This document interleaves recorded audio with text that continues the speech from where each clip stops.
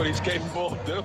Bill Schmidt. I think it's going to be extremely fun. And Armin Saryan. Oh, man, I don't know. I hope I can live up to the hype. Nooners. Hit the guys up on the NicolaLaw.com talk and text line at 414-799-1973. Unbelievably fantastic, man. I love to listen to your show. 9 to Noon is brought to you by Screamin' Sicilian Premium Craft Frozen Pizza, a Palermo's family of brands. Welcome to 9 to Noon. Happy Friday. It's 9 to Noon. Billy Schmidt, Armin Saryan in the iHeart Megaplex. John Kuhn with you. And that one Viking fan that sounded like Elmer Fudd yesterday that said he was their fourth most despised Green Bay Packer. He's our most beloved Green Bay Packer here on the show today.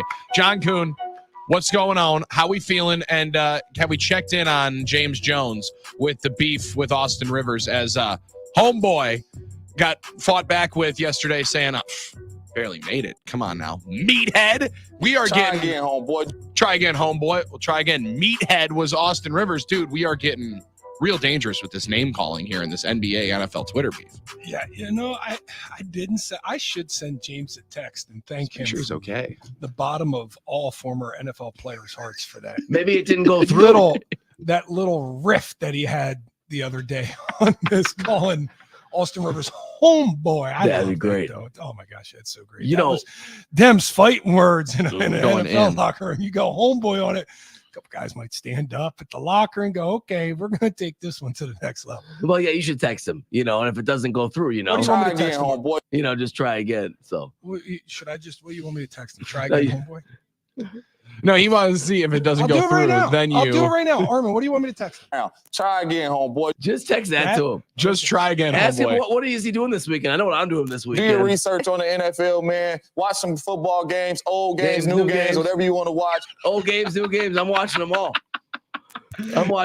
Old games, new games. What is he doing this weekend? Tell him he's cracking us up. Tell him thanks for the content. It was We enjoy fantastic content yesterday. I love the back and forth, right. but I also love. Text is sent. Let's go. What did you send? Try again, homeboy. Try again, homeboy.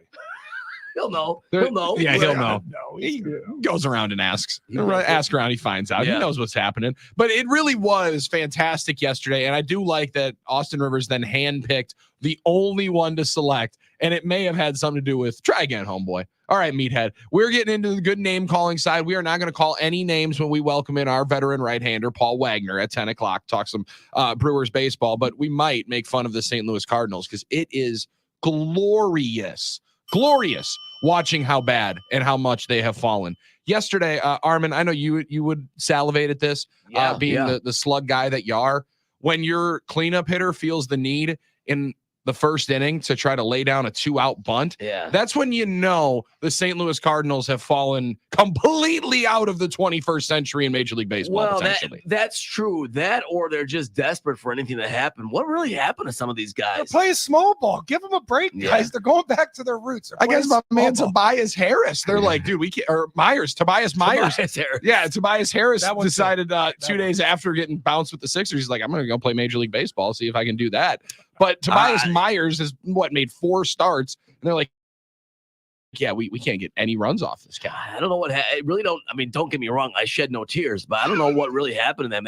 Awesome. I mean, I get that they invested in their veteran reliever pitching staff, so they're a bunch of old guys. But some of the hitters that they had that we think are great hitters, right? We think of Arenado, who's kind of okay but not great, scuffling. Paul Goldschmidt has been awful. Yeah. 550 Can we OPS. be honest, though?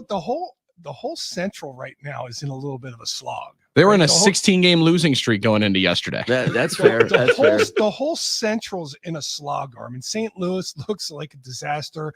Ellie De La Cruz and the Reds have won one of their last 10 games. Mm-hmm. They look bad.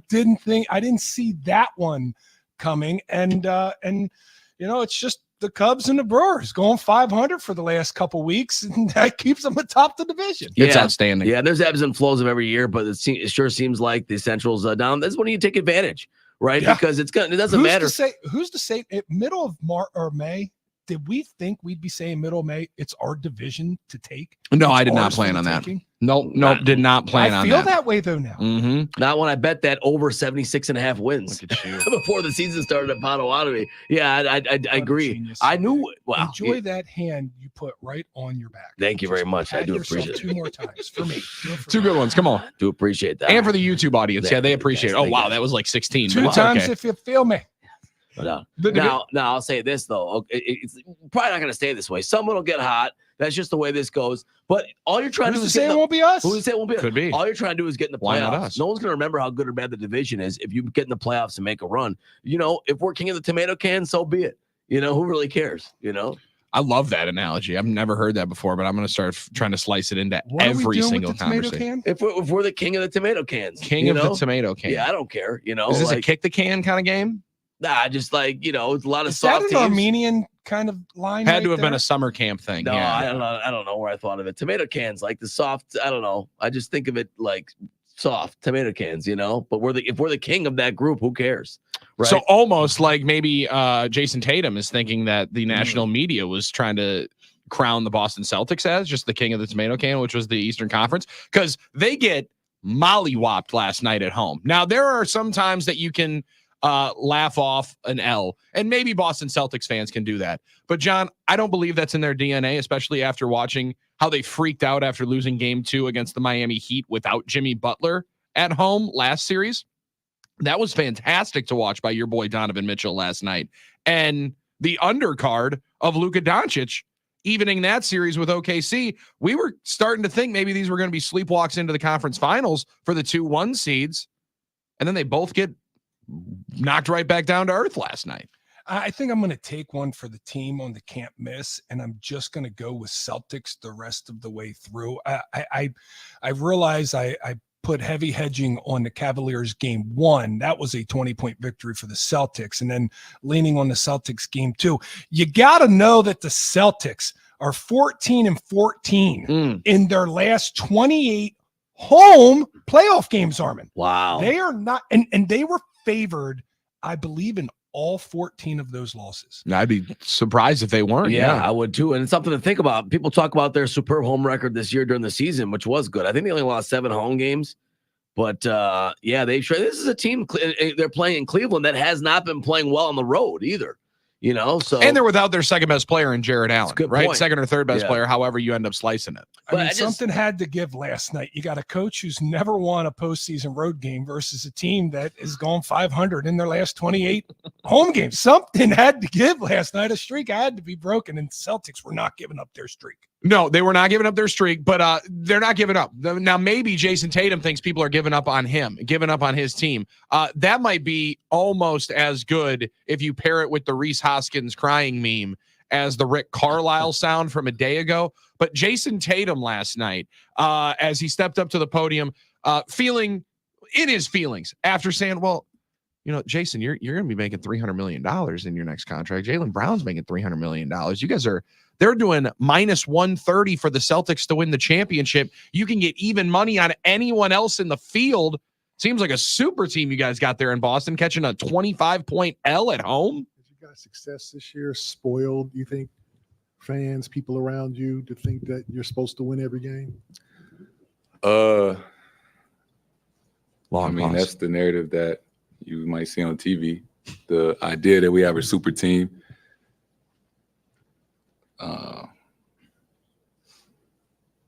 It's twofold, right? We didn't have the coach of the year. We didn't have the MVP. We only had 2 All-Stars.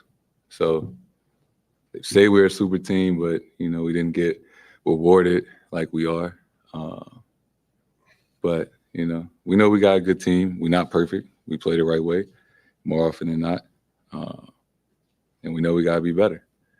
But, you know, for, I guess, saying people that are spoiled from our success, you know, we don't pay attention to those things.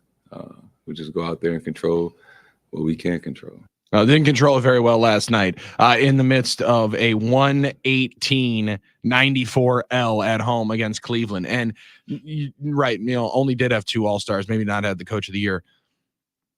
Did have the only double-digit plus-minus scoring differential. They did. I think it was 11.7 on the plus side. No other team, I think, had maybe in the Western Conference, a team with like a 7+ in their total. They won the Eastern Conference by 14 games. And Charles Barkley has said it. To be completely honest with you, they're going to be favorites to win the NBA championship for the next 2, 3, 4 years, you would just presume, because they got two guys that are going to be making $300 million. Kristaps Porzingis ain't going anywhere. They just signed him. Drew Holiday only goes somewhere during the playoffs, potentially. Drew got a big deal too, though. And he just got a big deal. So he's got 4 more years. You would think they're going to be everyone's pick to roll. Instead, if we get into the postseason, and this is what you can expect, I am going to love the thought of one of these teams going in and maybe not Boston sleepwalking to the finals like many thought they would in this Eastern Conference. I still think they roll to the finals. I don't know if they hit a game 7 here. I think they take care of the Cavs, and I think they eventually take care of Knicks or Pacers, most likely Knicks, but you never know with the injuries they got going on their side. That's huge. Things. And I do think the Celtics eventually roll in there, but this is a weird post-game kind of comment by the superstar of the favorites to win the East, right? It's just odd. It's almost like he's saying, what do you say? We don't have coach of the year. We don't have an MVP. We only have 2 All-Star. It's almost like he's saying that they listen to the narrative, even though they're a good team. I don't know if he's trying to necessarily take shots at the outside world to say, wait, you guys are making us favorites, but you also don't give us the accolades. What is worried about, all of our success?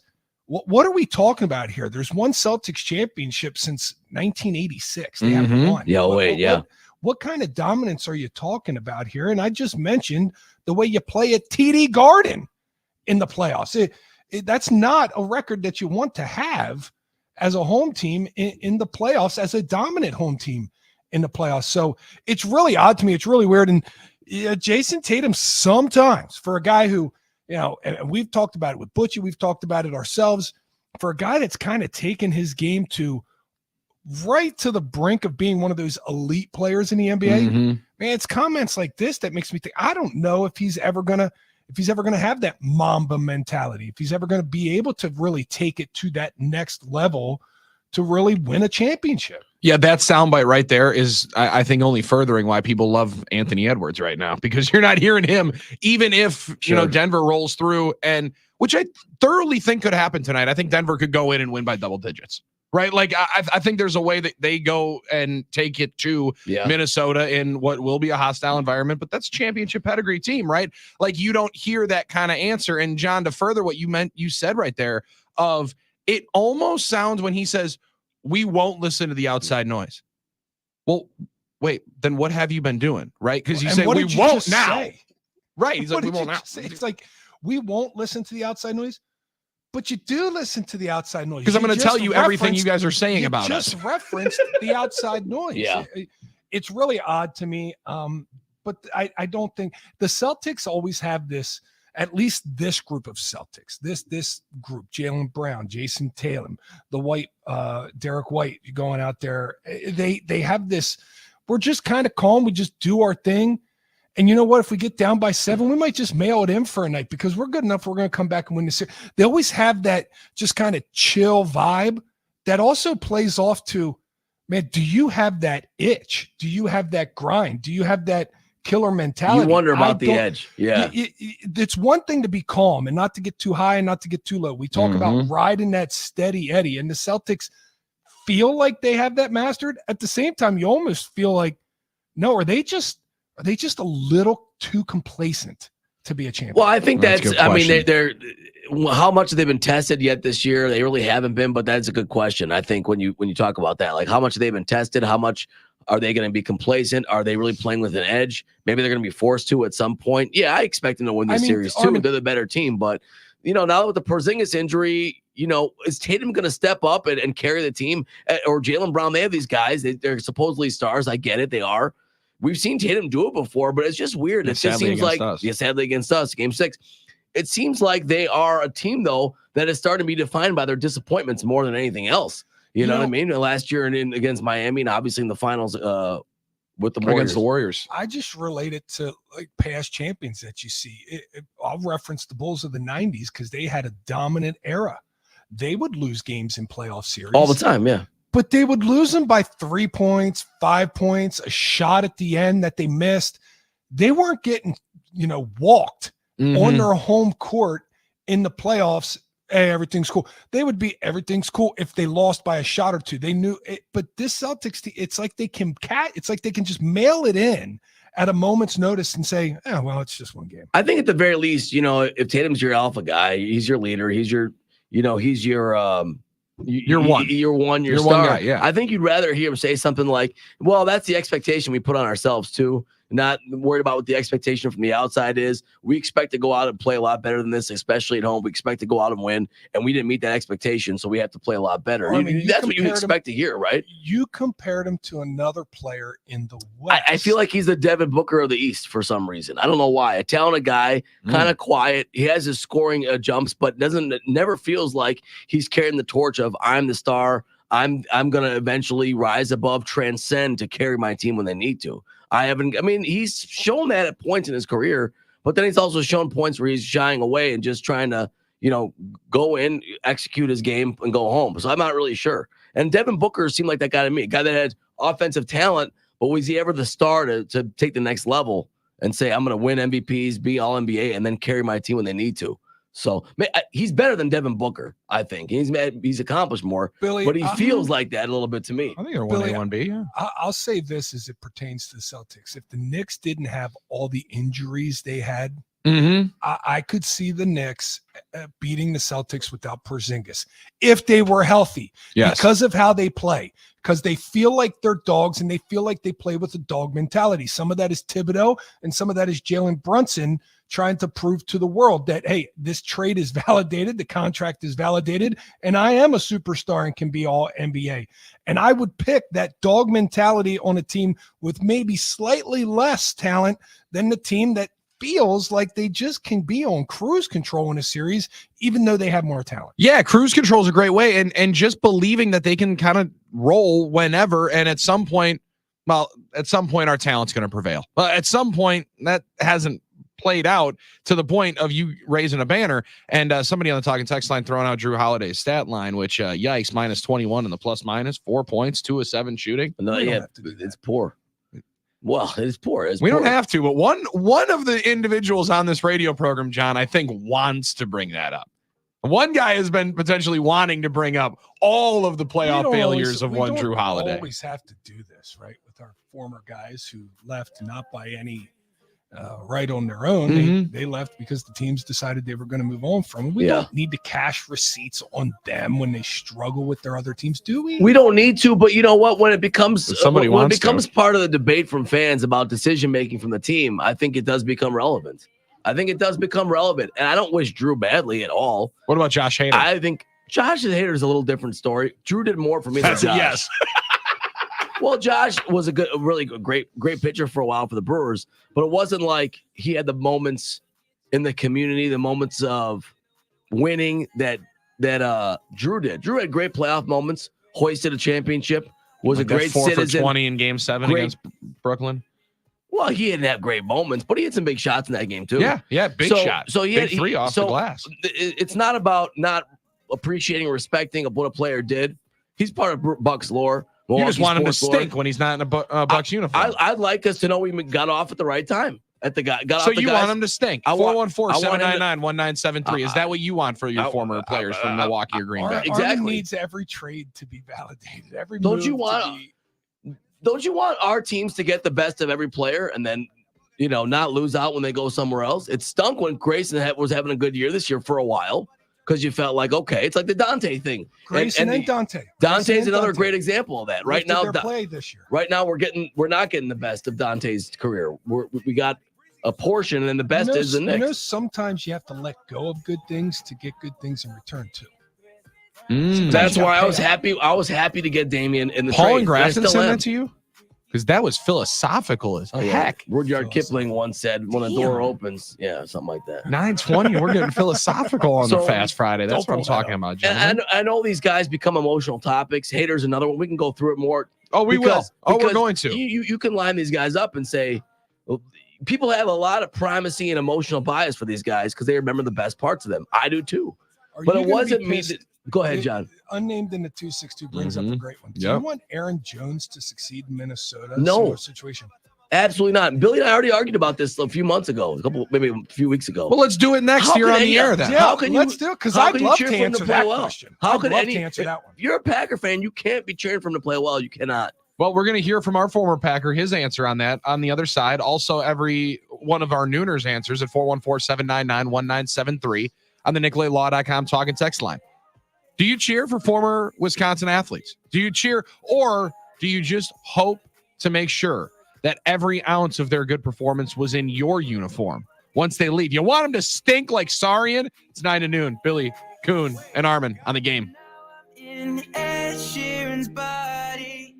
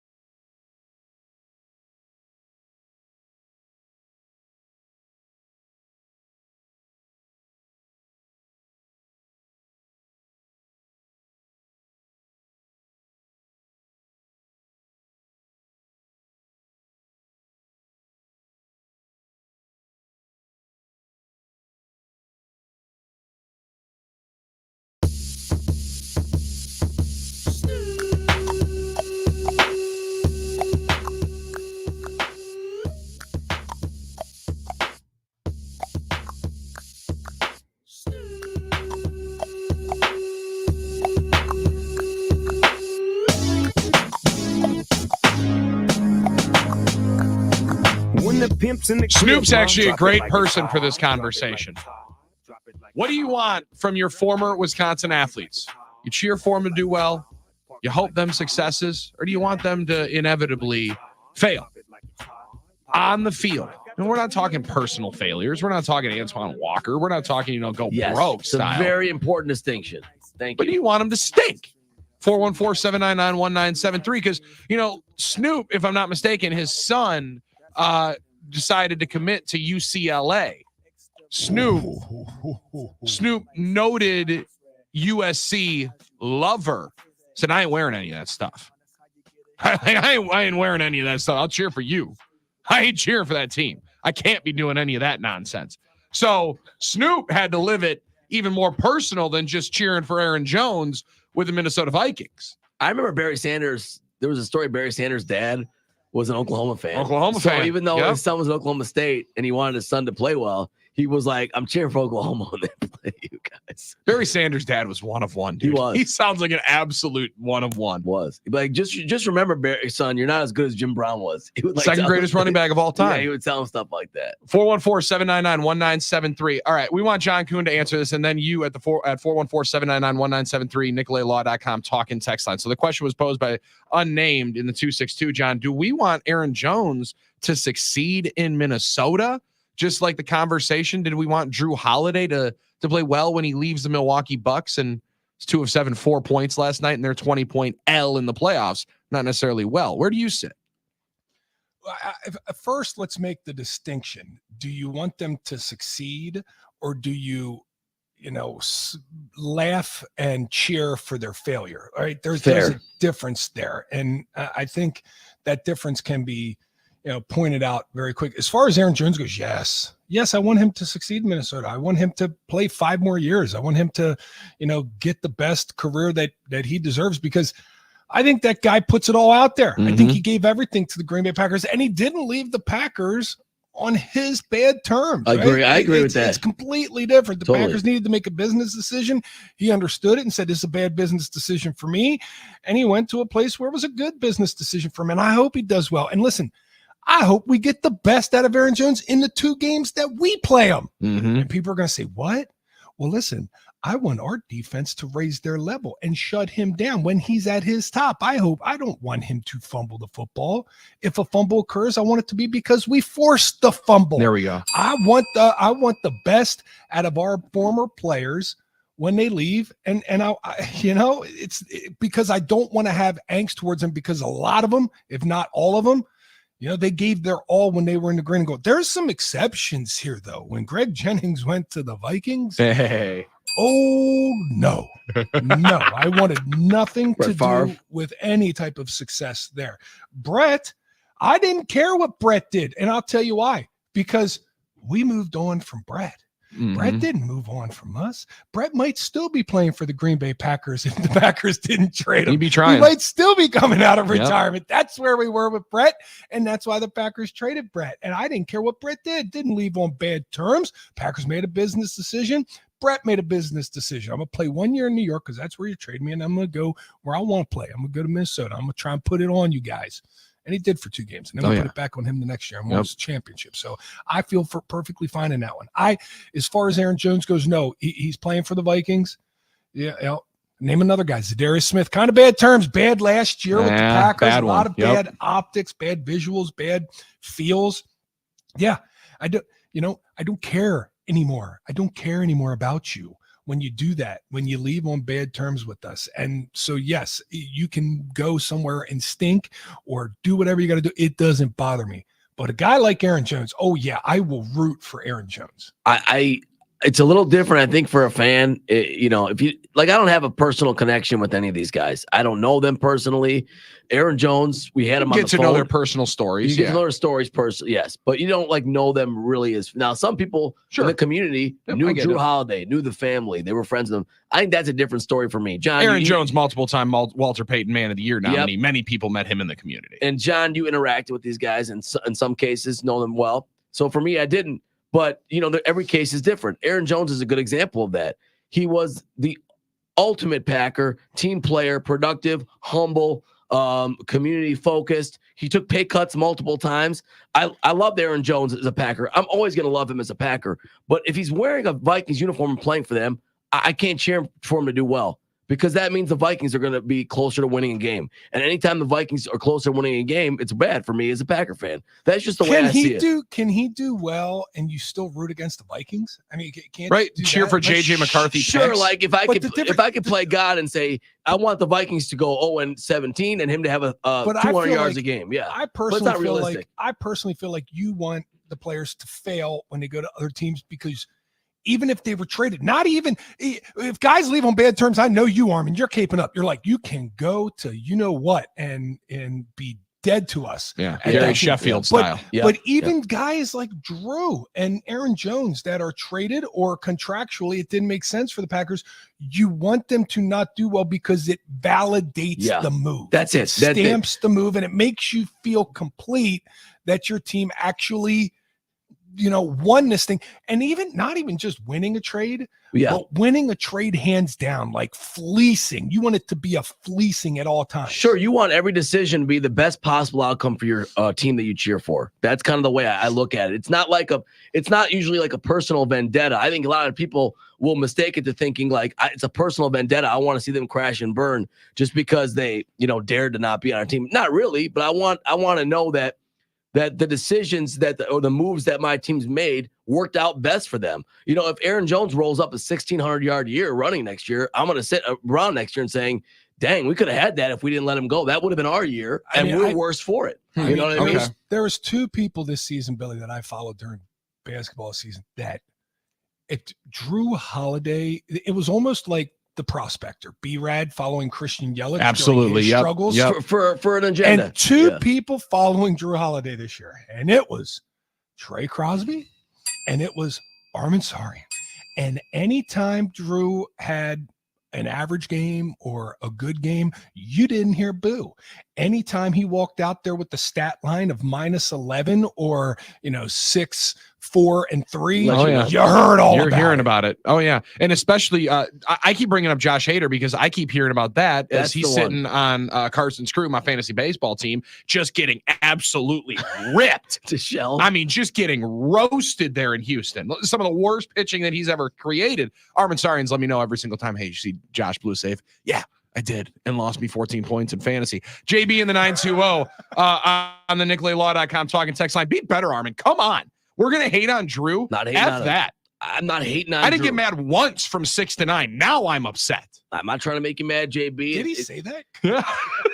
That's bad. Six to bad. 9 didn't work him yeah. up, and he's mad at you, Armin. That is a barometer. He also threw in terrible topic. That means that it's a good one because, like, if it's getting this kind of visceral reaction, and I kind of thought it might. However, I did think this might play a part into it. Brian in Milwaukee, listen, I got Aaron Jones in several fantasy dynasty leagues. He better play well. At least get off to a hot start, then I can trade him by week 3 and 4. So obviously, if you have a personal, if you have a personal investment in it, in that sense, that's different. If I had him on fantasy and stuff, Could I'm you just doing draft it. him in fantasy? Oh, I wouldn't let that affect yes. If I thought he was the best pick of my fantasy team, that wouldn't bother me at all. I So does that mean that you bet on the head versus- Vikings or bet on the Bears? Like if there's really, really good value If there? I think that it's a winning bet, why not? I mean, Okay. that's head versus heart for me. Sure. I try and remove my emotions from it. Try to. It's not always easy to do that. But if I like an Aaron Jones prop, of course I'm cheering for it to hit. So I'm not going to sit there and pretend I'm not going to do that. And I'm also not going to pretend that I don't have some sort of personal bias as well. Like when you talk about the Josh Hader thing, a lot of that is a lot of the Josh Hader issue I will admit is centered around the debate that people were having for so long about the trade and how much shade I was getting for saying that it wasn't actually that bad of a trade and things like that. And it was starting to bother me. So there is a part of me, ego, hubris, that says I want to prove myself. But you right want to there. be right. I don't Okay. mind. Okay. I don't mind admitting that. Now we're getting somewhere, John. In that sense, in that case, there is. I don't think there is in the Drew case. It's more of, well, maybe there is a little bit because there was a big debate. Should we have let Drew go for Damian? It was a bad decision. make the right We move. should. Then I said, listen, that's easy to say now. You weren't happy about him last year. As much as we love Drew, he was getting Cooked by cooked Jimmy up Butler. by Jimmy last year. I mean, it wasn't working, right? That doesn't mean we're not going to appreciate Drew for everything he did. Thank him for his time in the community. I'm going to tell everybody in the world, when I get older, like how great of a player and citizen and teammate Drew was. He's a great role And model. All pickup that. he was. And Great pickup pickup. when we got him. So that's it. That's the I point, though, remember John. when we got him. Giannis wanted to go all in. He wanted the front office to show them that they meant business in building a contender. Drew Holiday was that piece, the piece that Exactly. helped get us to the championship, among some other pieces. Yeah. And the piece that showed Giannis, hey, we're doing this for you, man. We're winning this thing. Sign We're it going back all up. in for you. And you want it to be like a stock where you got on it and got off it at the right time. I mean, I hate to say that they're commodities Don't like forget Drew that, but Holiday's players are steal commodities. in Game 5. Huge, John. He made legendary plays that I will never forget. That gave me moments I'll never forget as a sports fan that I might not ever have again. I recognize that. I'm going to be wearing his jersey on retirement night. I'm going to be talking. But that You're thing's gonna deep in the do- closet right now. You're Yeah, I going to mean, do I'm all not that. just about wearing You're it going right to do all now. that while you're stomping on his grave after a minus 15 point differential. I last don't. night. So I don't think I'm stomping on his grave by just saying, he had a bad night and he hasn't been good in the playoffs. I guess that was the right. I mean, does it sound like I'm doing that? I don't The mean it laugh to be that you hard. contributed with it maybe made it sound that way. Maybe but I was going too a far little bit there. of a giggle, but I'll admit that. I might have gone too far there, but I just think Stand on your business. yeah, stand on business. Come on now. When it comes to Josh Hader, I'll stand on business for sure. 608. What I about want- Corbin Burns, real quick? Oh, that's Real a good quick one. before- Yes, good What one. about Corbin Burns? Since you mentioned Hater, what about Corbin Burns? I need to know Well, this he's answer. pitching. He's pitching well, so I can't say anything right now. I want Corbin Burns. I don't want Corbin Burns to do well. That's one guy that you guys know bother me. Not many guys bother me Is as he a star back in on the here. watch list? He's back on the watch list. Permanently on the watch. He's on the list. watch list. Did he ever really get off of it? No. Listen, when he gave up that leadoff homer this year to Trout, I think I tweeted it 18 times about it. And then he dominated the rest of the way. 7 shutout So after I it. was like, all right, I guess he got me on that. Corbin Burns is a great pitcher, but you guys know how I have my issues with Corbin Burns. So that's another one that I'm gonna keep watching. Okay, so you're going to stand on business with that one. That one's not going away. Okay. 608 said, listen, fellas, I want all of our former Wisconsin athletes to succeed every game except when they're playing us. Unless they left on bad terms. Darius Smith, Craig Counsell. The Okay, rest so of them I there's want two. to excel and succeed. There's I think two. there's a lot of Craig Counsell names that For I was sure. anticipating getting here. Aaron in Milwaukee hit a chord with this one. I got to admit, my heart hurt when I found out about Prince Fielder's broken neck and that he had to retire, even though he hadn't been a Brewer in years. And So that's injury. I'm not wishing for anyone to get hurt. never ever. wanted injury. Yeah. But I also kind of liked when he wasn't playing all that well with the Detroit Tigers and then goes to Texas. And then when he did do that tearful retirement, I needed 18 tissues. I mean, I was tearing up that whole time listening to him. Prince Fielder was the nicest. Him and Ricky Weeks were the two nicest guys I met in the locker room when we were down there after our Super Bowl win. It just, the way they wanted to bring us in and interact with us in that clubhouse, those two specifically, a lot of guys were, but those two really stuck out. And Prince Fielder took his bat out of his locker and was like, here, hold this, man. That's Put this awesome. on your shoulder. Swing this thing. I said, that's So the cool. tiniest bat I've ever seen in my life. How do you swing this thing? And he's like, take a couple rips. I mean, it was incredible. And I wanted him to hit 50 dingers when he left. Yeah. Man. And then, that was one that really, really hurt. 414-799-1973. The reaction is buzzing, and we're going to get to all of it here. 414-799-1973. Mark just said Armin is a bitter little man. Well, I don't know about little. Bitter You little can say man. bitter all you want. Trying to think of examples A where I didn't little feel this littler way. with that haircut that you just got. I got a You haircut, lost about yeah. an inch or two off the top. Didn't cut the beard off though. We got game 4 tonight. I'm trying to think of examples of the contrary in my life. I think Molitor is the best one I can think of, but I was only 8, and it broke my heart when Molitor left to go to the Blue Jays. But he had a great year, and it was in the World Series, so I felt like that was our guy in the World Series. Cheered for him for sure. Okay. So I don't know. There are examples to the contrary, right? Dig a couple up during the break, and we're going to read more reaction on the NicolaLaw.com talking text line and hear it on the talk version of the talking text line, 414-799-1973. Do you want success for your former Wisconsin athletes, or are you going to stand on business? Maybe stand on that grave like our boy Armin Sarian. It's 9 to noon on the game.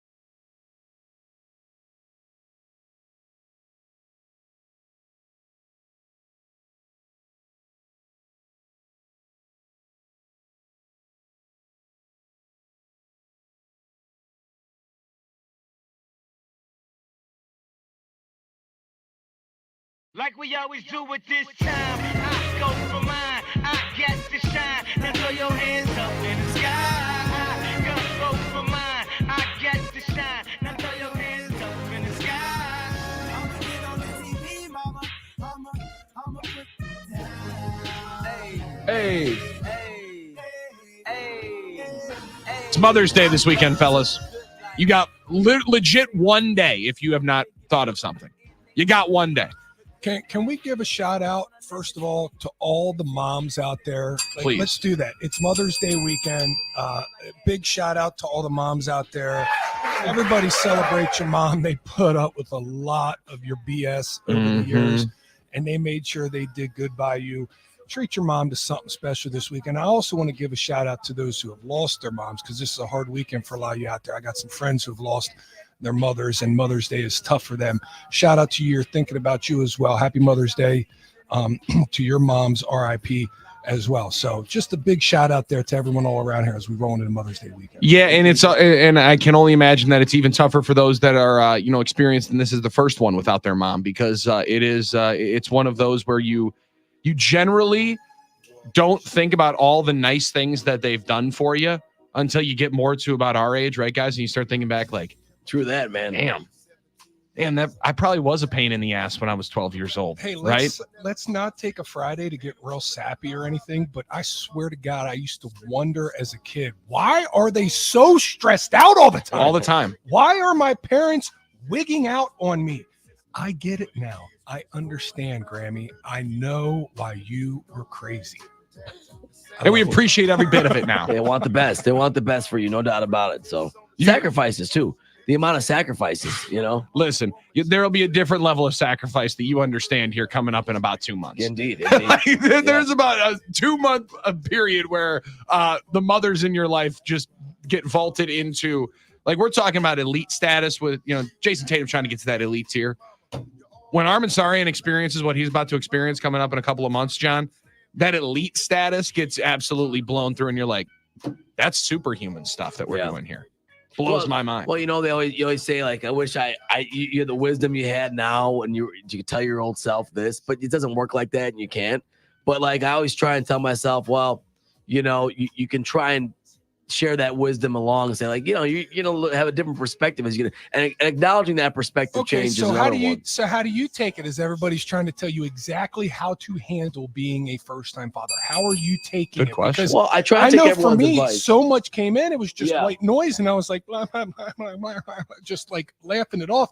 And now I'm sitting on the other side, and I'm like, man, I'm telling you, all the grade A cliff notes on how to make it on easy street as a first-time parent, but I don't expect you to listen, because that thing's going to hit you like a curveball. Well, absolutely. I think I also acknowledge the reality of, like, everyone's experience is different. So they're going to give you advice, which I appreciate. I take everyone's advice, but only the experience I have is going to be unique to me. And so you have to kind of figure things out for yourself. I'm assuming That's fair. I assume that's how it's going to be, and it's not just like advice. I know when you should do the, bedtime, when you should not, like little stuff like that. Okay. Every situation's different. Everyone's experience is different, but you try and get wisdom from others who have been in those shoes before, and try and take it in and listen to it while acknowledging you have to do it for yourself and learn it for yourself. Do you too. know that country song, Before You Know It? I think that's what it's called.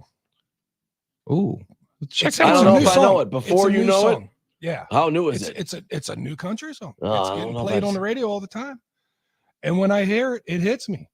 It's one of those weird songs that, like, hits you in the back of the head like a slap that wakes you up, like, damn, this song is so real. This song is exactly I'm living this thing right now before my kids are now 9 and about to be 7. And Yeah.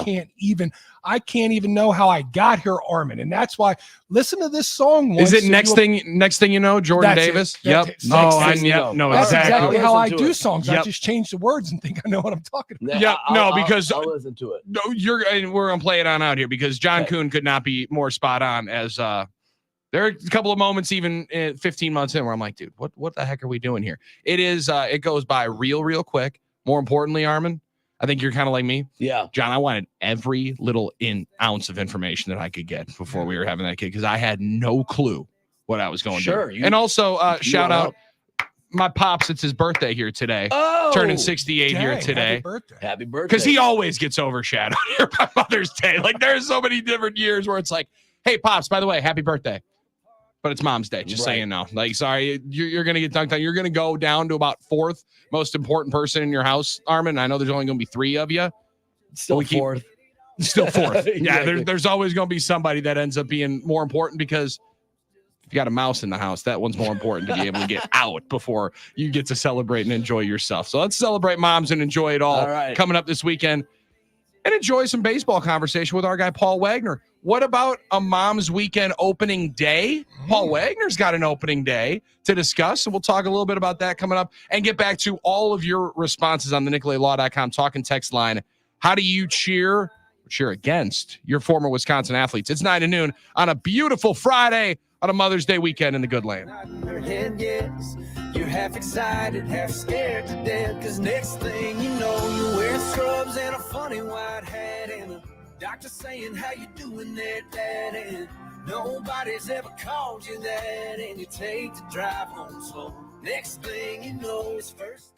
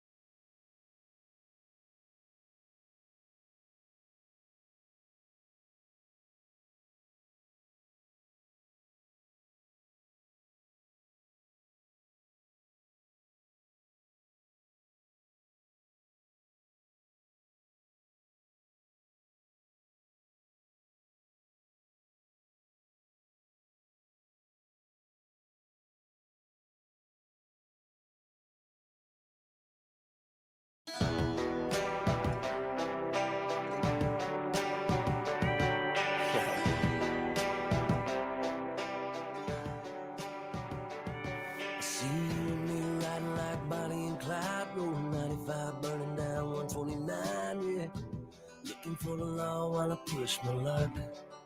9 to noon on a Friday with some baseball conversation after the Brewers smacked the taste out of Sonny Gray's beautiful ERA to start out 2024 in a 7-1 shellacking of the St. Louis Cardinals last night, which is as one of, if not the greatest feelings as a Brewers fan, to watch the Cardinals suffer while you just fly under the radar as the better team in the division. Everyone just kind of sleeping on the Crew right now, and they will for maybe a couple more weeks until they start saying, well, it's no longer just mid-May. Now we're to Memorial Day, and the Chicago Cubs are still potentially in second place by a half game right now. The St. Louis Cardinals in last once again. They're making themselves very comfortable in the cellar, 7 games back.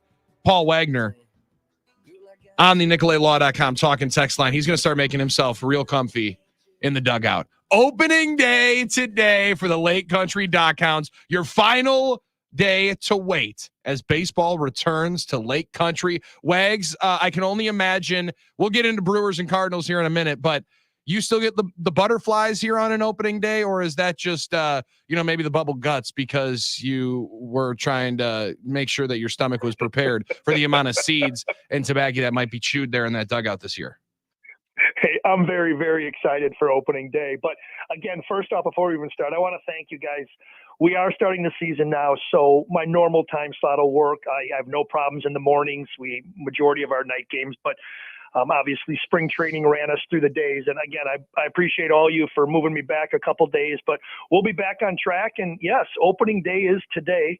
It's tonight at 6:35. We have the Sioux Falls Explorers in town. 3 games, Friday, Saturday, and Sunday, and all the hard work in the last 10 days that we crammed in with 2 days. It almost sounded like football when we broke for lunch and came back. I'm like, I went back in the locker room and make sure my pads don't stink and I have another gallon of water frozen, but we busted our tails and we're ready to go. Well, if that was a football two-a-day, John, as you mentioned, make sure that jug was frozen. Some mom dropped off watermelon, right? Some mom dropped up maybe some orange slices, make sure that we're keeping hydrated in here. But Wags, not only just tonight, because then you'll be able to, for the entire weekend, though, grab the Dockhound schedule magnet on the giveaways here. But you guys got some exciting baseball coming back, and we've talked about this a number of different times. The how rewarding it is for you to be able to run the season with these guys as they still try to keep the hope alive to go further and finally achieve their big league dreams. Yeah, exactly. The guys are excited. They Major League Baseball has reduced the minor league system drastically. I mean, we're talking 60 to 65 jobs. It's not like NFL and it's not like the NBA. If you're a first rounder, you're going right to the league. These kids bust their tails and they have to work hard. They have to endure. They have to get a certain amount of innings pitched, a certain amount of at-bats. They have to gain experience. For some odd reason, baseball has always followed that format, which the other major sports haven't. Hockey, to an extent, has. I don't know all the hockey rules, obviously, drafting and still going to college, a draft and follow situation. But these kids need the opportunity to showcase themselves because with the reduced teams and the reduced amount of players, you can't showcase yourself. So this league and many leagues like ours, or the 3 leagues like ours, give those kids the opportunity to be seen by scouts and see where they are with no investment by a big league team. So the Milwaukee Brewers, no investment in our kids, but can come and watch them, see how they produce, what they're doing, how they've gotten themselves better. And then in that time, then they can come and sign them.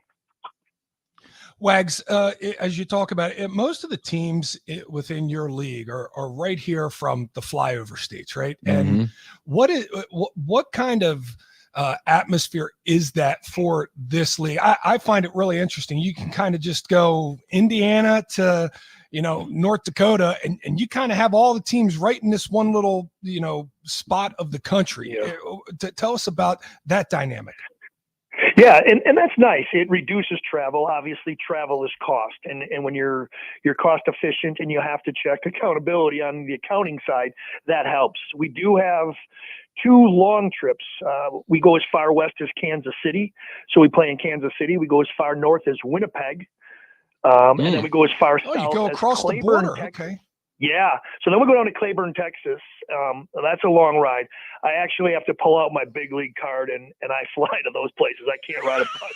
Yeah, come on. I'll meet you boys No, there. Now we're Hold on. I'll meet you boys there. Listen, I get you pulling out the big league card, but Wags, those bus trips, especially the long ones, they got to be some fun. I imagine those bus trips get a little bit old school, like you're touring, you're going like a rock band going on tour. Some I crazy agree. stuff happens on the buses. No, you've got this. This is the crazy thing. So those are the stories that we've known and we've learned, and I went through. These kids now, like we used to bring golf clubs. Guys used to bring their fishing poles and their tackle. Guys used to bring stuff like that. Bring their These PS5. kids now they bring their game console. That's it. They bring out 36-inch TVs and they set them up and they play video games. There's no card games. There's very limited drinking. That's bad. There's I'm like, what? They all got headphones on and they're playing on their headsets. I'm like, this is the absolute unbelievable scenario and then we get to the hotel, they don't run off, they don't go downstairs, they don't grab cocktails, they go up to their rooms and they play video games. And I've heard this and I've seen this even at the big league level. The youth has changed. Right. The youth has changed with I social can see it. media and devices. Yeah, but I can see it right now. A little Pat Murphy effect midway through the season. You have a little 3-game slide. We're unplugging everything. We are unplugging. We are going out for a night on the town at the closest dive bar in Claiborne, Texas. And we are going to stand on the bar with our cowboy boots on. We're riding going the to throw it mechanical down. bull. We're riding the mechanical bull. We're going to create some stories, right, for our memories. You put the hand controller down and you grab a bottle or a can of something alcoholic and you drink it. You know, I've heard that is a thing a lot of times with coaches now. They talk about how the youth has changed. But do you notice, I mean, is the camaraderie, though, changed? I mean, if these guys interact digitally more, does that mean they're still not interacting? I mean, is it as big of an issue as sometimes I see coaches on Twitter or something, like youth coaches saying, you know, it's terrible now. My guys don't interact. But in a way, they still are. They're probably still friends with each other, right? They're still close. It's just a different dynamic now. Yeah, and the interaction, to answer your question, Armin, the interaction hasn't changed at all. They are close, just like it was before. And you know clubhouses. We know clubhouses. Black, white, Latin, Asian, all of our players are together. Yeah. They're together as one, whether it's drinking and chasing in the old days or it's playing video games. A clubhouse is still a family scenario. It's a family setting. And regardless of the sport or the athlete, they all come together. They know that this, not 162 games like MLB, but we have a 100-game schedule, and they know they're going to be together. So that part is still the same. It's just the focal point. For me, I got to set down I won't even look at a TV screen. I'm grabbing the 6-pack out of my cooler. Yeah, it's changing up my the statement of, you know, teams bond better between, you know, around a keg than kale. Listen, a keg or a keyboard, right? I mean, like, we can play some video games and maybe still have some celebrations, but it might not be the exact same. Wags, John talked about it, the Pat Murphy effect. We're all loving it from the way that the crew has been playing. This speed that they're trying to play with and continue to stress on different teams. Granted, no Wilson Contreras, ugly situation from over the weekend for the Cardinals and their Contreras catcher. But you just see the stress that they're continuing to put on teams, and that's definitely not going away. It's really now kind of become their identity. Yeah, when you're a young team like that, you've got to push the thumb down constantly. I go back to the last game, a couple games ago, when Freddie pitched, and we were kind of slumping a little bit, and we needed Freddie to come out, and he had a poor game, but I think it was either Perkins or Oliver Dunn, somebody got a base hit, and we win in the 9th inning. You have to do that. Pat Murphy sees the structure of his team. He sees his clubhouse. He understands what he has. And if he can get that, not in a bad cliche way, but if you can get that rah-rah and keep you going and have them believe that 27 outs are hard to get. Minor league kids they're limited to at-bats. They're limited to pitches. They don't really get that. They're down in the minor leagues to work. This is a different scenario now. Now you're up here to win. It doesn't matter how you do it. Pat Murphy has to get into their minds and say, I don't care how we do it anymore. This isn't about development to an extent. This is about winning. These are W's and L's. You can talk about analytics and data. We have to win ball games. And if he can press that issue for 9 innings, 27 outs, these young kids buy into it. They continue to press and there's no game they're out of. And this ball club, if they had been reversed last night, down 7-1, they truly believe that they could have come in the ninth inning and they could have won the game. Wags, can I ask you, I'm sure you've seen a time or two catcher interference. What did you think of the other night, Wilson Contreras getting his arm broken because his coaches are telling him, you got to hug the plate. You got to get closer to try and get these strike calls. Man, it's a tough. We've gone through the development, the transition for a catcher. I know you can't see me through the phone or hear it on the radio, but they used to have the glove out and then they'd turn their hand into intimidate or get the strike called. A lot of catchers nowadays are going with it's called a catcher's ERA. And I don't know if you've seen that, Armin, or not, but we had a kid in Milwaukee that came that I played with in Pittsburgh named Jason Kendall. And Jason Kendall had this stat. It was catcher's ERA. And when Jason did that, he lived and believed in it. Catchers are trying to do whatever they can to manipulate the umpires because, as we know, the Major League Baseball umpires, they're terrible. They are absolutely terrible. So if I can do something, if I can move up, if I can reach, if I can turn, or I can frame a little bit better, I can bring that down ball up and I can bring that up ball down, I can screw with these umpires because they suck. They suck. Well, they have made a point about, the Brewers have done a good job with defensively with their catchers, developing them. Good work, Charlie Green. When, absolutely. Yeah, when William Contreras came, he was framing better. They have at first.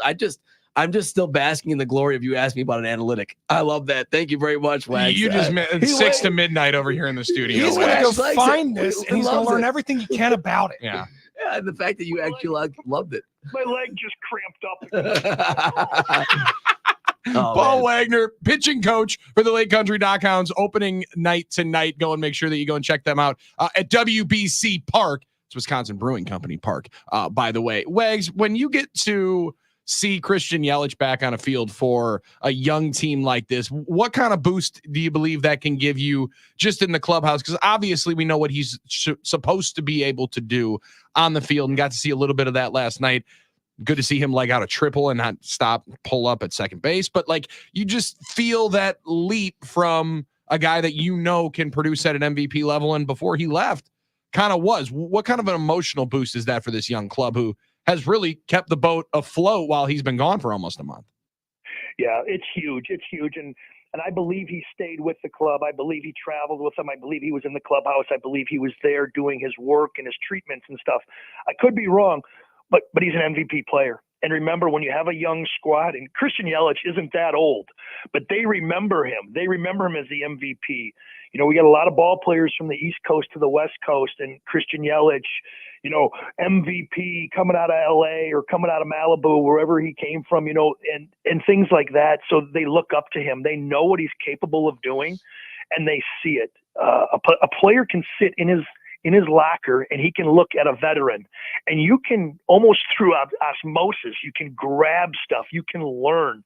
That's the biggest thing that I believe in when you talk about clubhouse presence. Again, with any sport, veteran leadership is always usually like, it doesn't mean much. But it does. It really does. And I look at the Arizona Diamondbacks from last year. I think their third baseman, he must have been about 65 years old, but he knows how to play the game, and the Arizona Diamondbacks young club fed off of him. And that's what the Milwaukee Brewers young talent can do. They feed off of Christian Yelich. You feed off of veterans. And it is a big thing. Clubhouse presence with a veteran leadership is huge. Again, I say that regardless of sport, regardless of era and decade. Back in the 90s and the early 2000s, it was huge.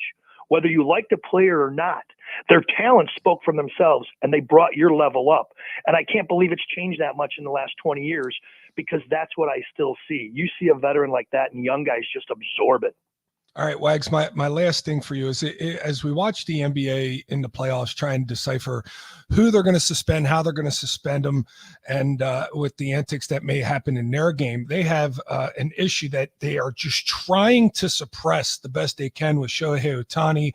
Now we're hearing word that Ipe Mazuhara actually wired some of Ohtani's money to reality TV star. The story just continues to get weirder and weirder, and I'm just curious, do you think anything ever really comes from this?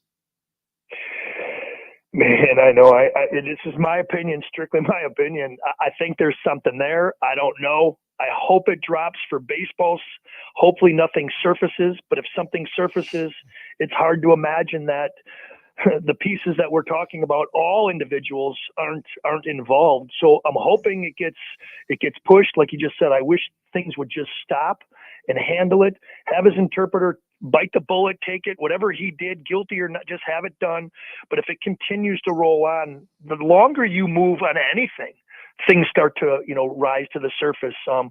He is obviously a stud. He's a Major League Baseball player. He's probably the best player in the game right now. He's the face. MLB doesn't want anything bad, but all I can tell you is I don't even care if it's Michael Jordan or Aaron Rodgers. You take $16 million out of my bank account, they're going to know. They're going to know. Yeah. You're going to know. So I'm going to leave it at that, but I hope it stops because he's such a talent. He's so important to international baseball, the love of the game. Baseball needs him and doesn't need anything like this. We need this as fast as we can to get shuffled. Yeah, 16 million if you're in professional athlete, 16 cents if you're in radio. You're knowing if that stuff gets taken out of your bank account. I mean, like instantly.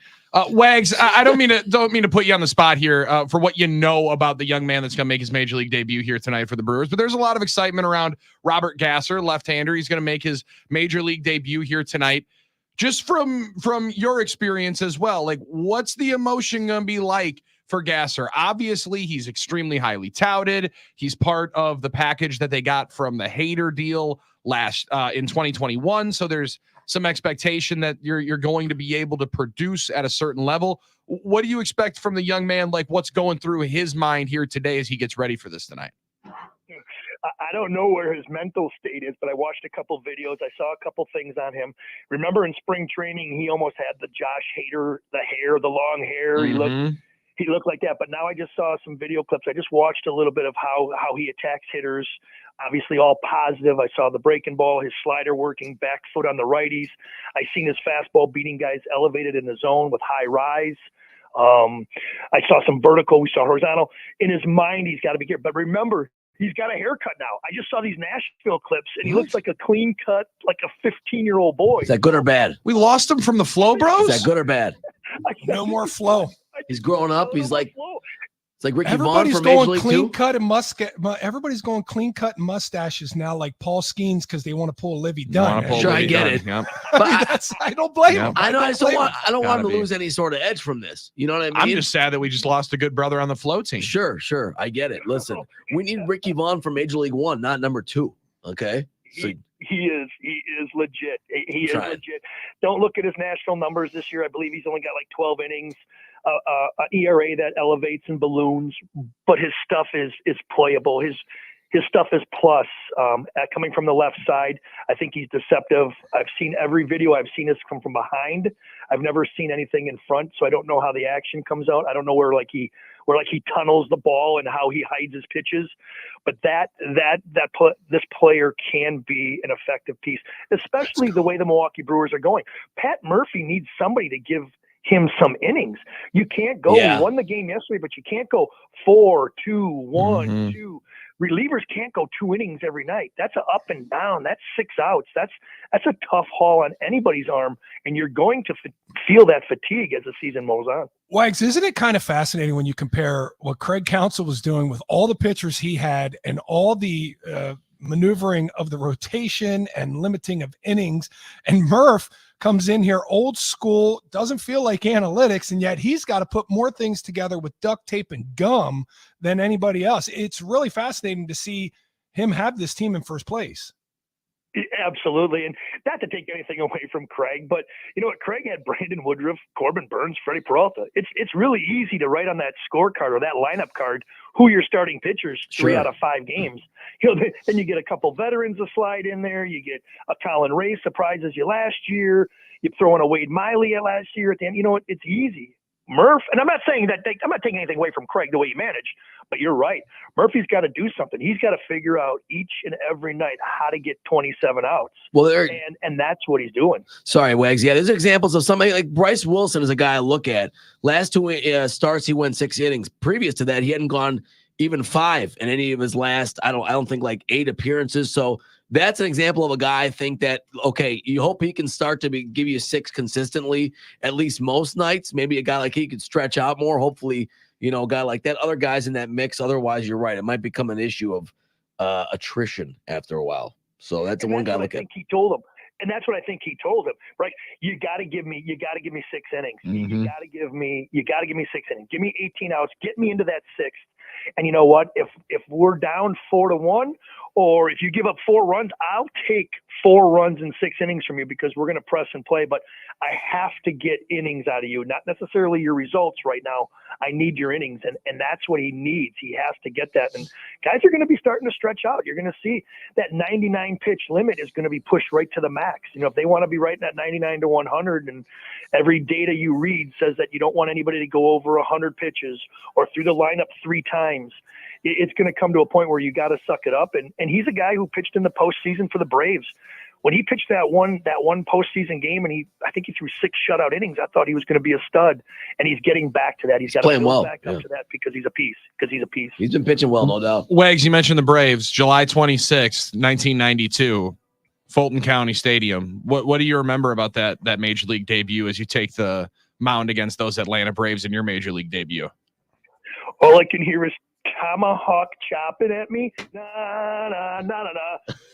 And in the bullpen, Wagner, you suck. I go, you don't even know me. You suck. And and the first batter I face, again, I love all the sports, and the first batter I face is Deion Sanders. I'm like, no way, Deion. So I face Deion. I get him to pop up to the shortstop, and I'm like, as nervous as I was, I see Deion strutting. I see Gold leaning over the home plate. I see him strapping on his batting gloves. I'm like, this is Deion Sanders, man. This is Deion Sanders. Boom, he's out. He goes back to the dugout, and I'm like, yep, I can do this. That's awesome. I can do this. That is awesome, man. Hopefully that's a moment for Robert Gasser here tonight, and it happens quickly, like it did for Paul Wagner. Listen, I mean, the man was electric. Are you kidding me? 3 up, 3 down. Almost shutout. First 2 innings. And he hung out in the bus, too, afterwards. You better believe it. Had some fun. Yeah, had some fun with the boys. Wags, have some fun tonight. Go get a dub. Have a couple of wins for Sioux Falls this weekend, and then we'll talk to you coming up next week. Hey, real quick, just one more thing. Remember, with this weekend opening series with Sioux Falls, we do have the Badger alumni throwing out first pitch. I think it's Travis Beckham, our H-back, tight end, whatever Travis did in the NFL. Yep. We got John Clay, and it slips my mind. We have one more running back. So you got John Clay? The man himself. Number 32, Racine one of the Park. biggest sons of guns I've ever seen running the football in my entire life. Holy cow. Okay, that's Saturday. I'm there. And you got the 2 runners, but I'm a Travis Beckham fan. I'm a Beckham fan. So, yeah, I'm looking forward to. So we got the Wisconsin Badgers are going to be represented this weekend, Friday, Saturday, and Sunday as we take on Sioux Falls. Go to DocHounds.com for more ticket information and get over to Wisconsin Brewing Company Park here tonight for the opener. Wags, appreciate it, buddy. Enjoy it, and we'll talk next week. All right, boys. Have a good one. John Clay? Nice. I still number Former 32. Steeler, right? Yeah, that sounds right. That Yeah. sounds right. I'm telling you, he was a big son of a gun. When you saw him running in Racine He was at a the state monster. championship, Yeah, he was a monster and then he was in doing high the school. exact same thing with the Badgers. Ooh, that's fun. I might have to go check that out coming up tomorrow. All right, we are way late for a break, but way too much fun with Wags. It's 9 to noon with Coon, Billy, and Armin on the game. John Kuhn here for Pella Windows and Doors of Wisconsin with a big announcement. And this one is major. You only have until today. Today is your last chance to get this very limited time offer. 0% interest for up to 60 months. I'm talking 5 years, no interest financing. Try finding that anywhere else. You can't, but you only have until today. The end of the day for this incredible deal. So jump on it now. And when it comes to replacing or upgrading your windows and doors, you want to feel confident that your choices will turn out exactly how you envisioned. Now, think about it for a second. Would you rather look in your home and see black frames or white frames? Whether your home's newer, classic, mid-century modern, or maybe something truly historic, Pella's Design Works lets you virtually see what your home will look like with their new windows and patio doors before you buy anything. Just pick and play, mix and match, and you can look at what your windows and doors will be in your home. Vinyl, wood, fiberglass. Pella has all the options to bring your vision to life, creating the perfect style for your home. So get that 0% interest-free financing for 60 months but you got to do it by the end of the day today. Set your free in-home consultation at PellaWI.com and tell Gina Della that John Kuhn sent you. Certain restrictions apply. See showroom for details.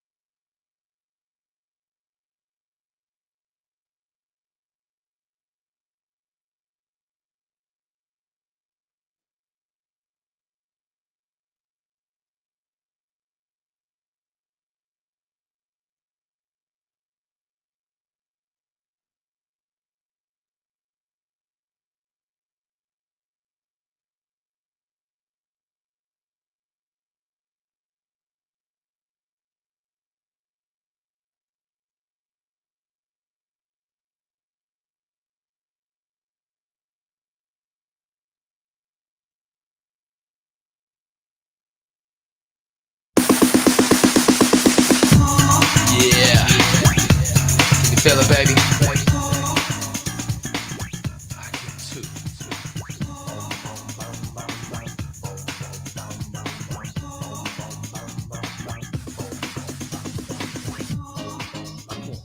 A lot of good vibrations going on here, and we're not talking about those vibrations that the 6 to 9 radio program on this airwaves generally is talking about. No, talking about good vibes because the college football playoff game, video game has finally hit the PlayStation Store.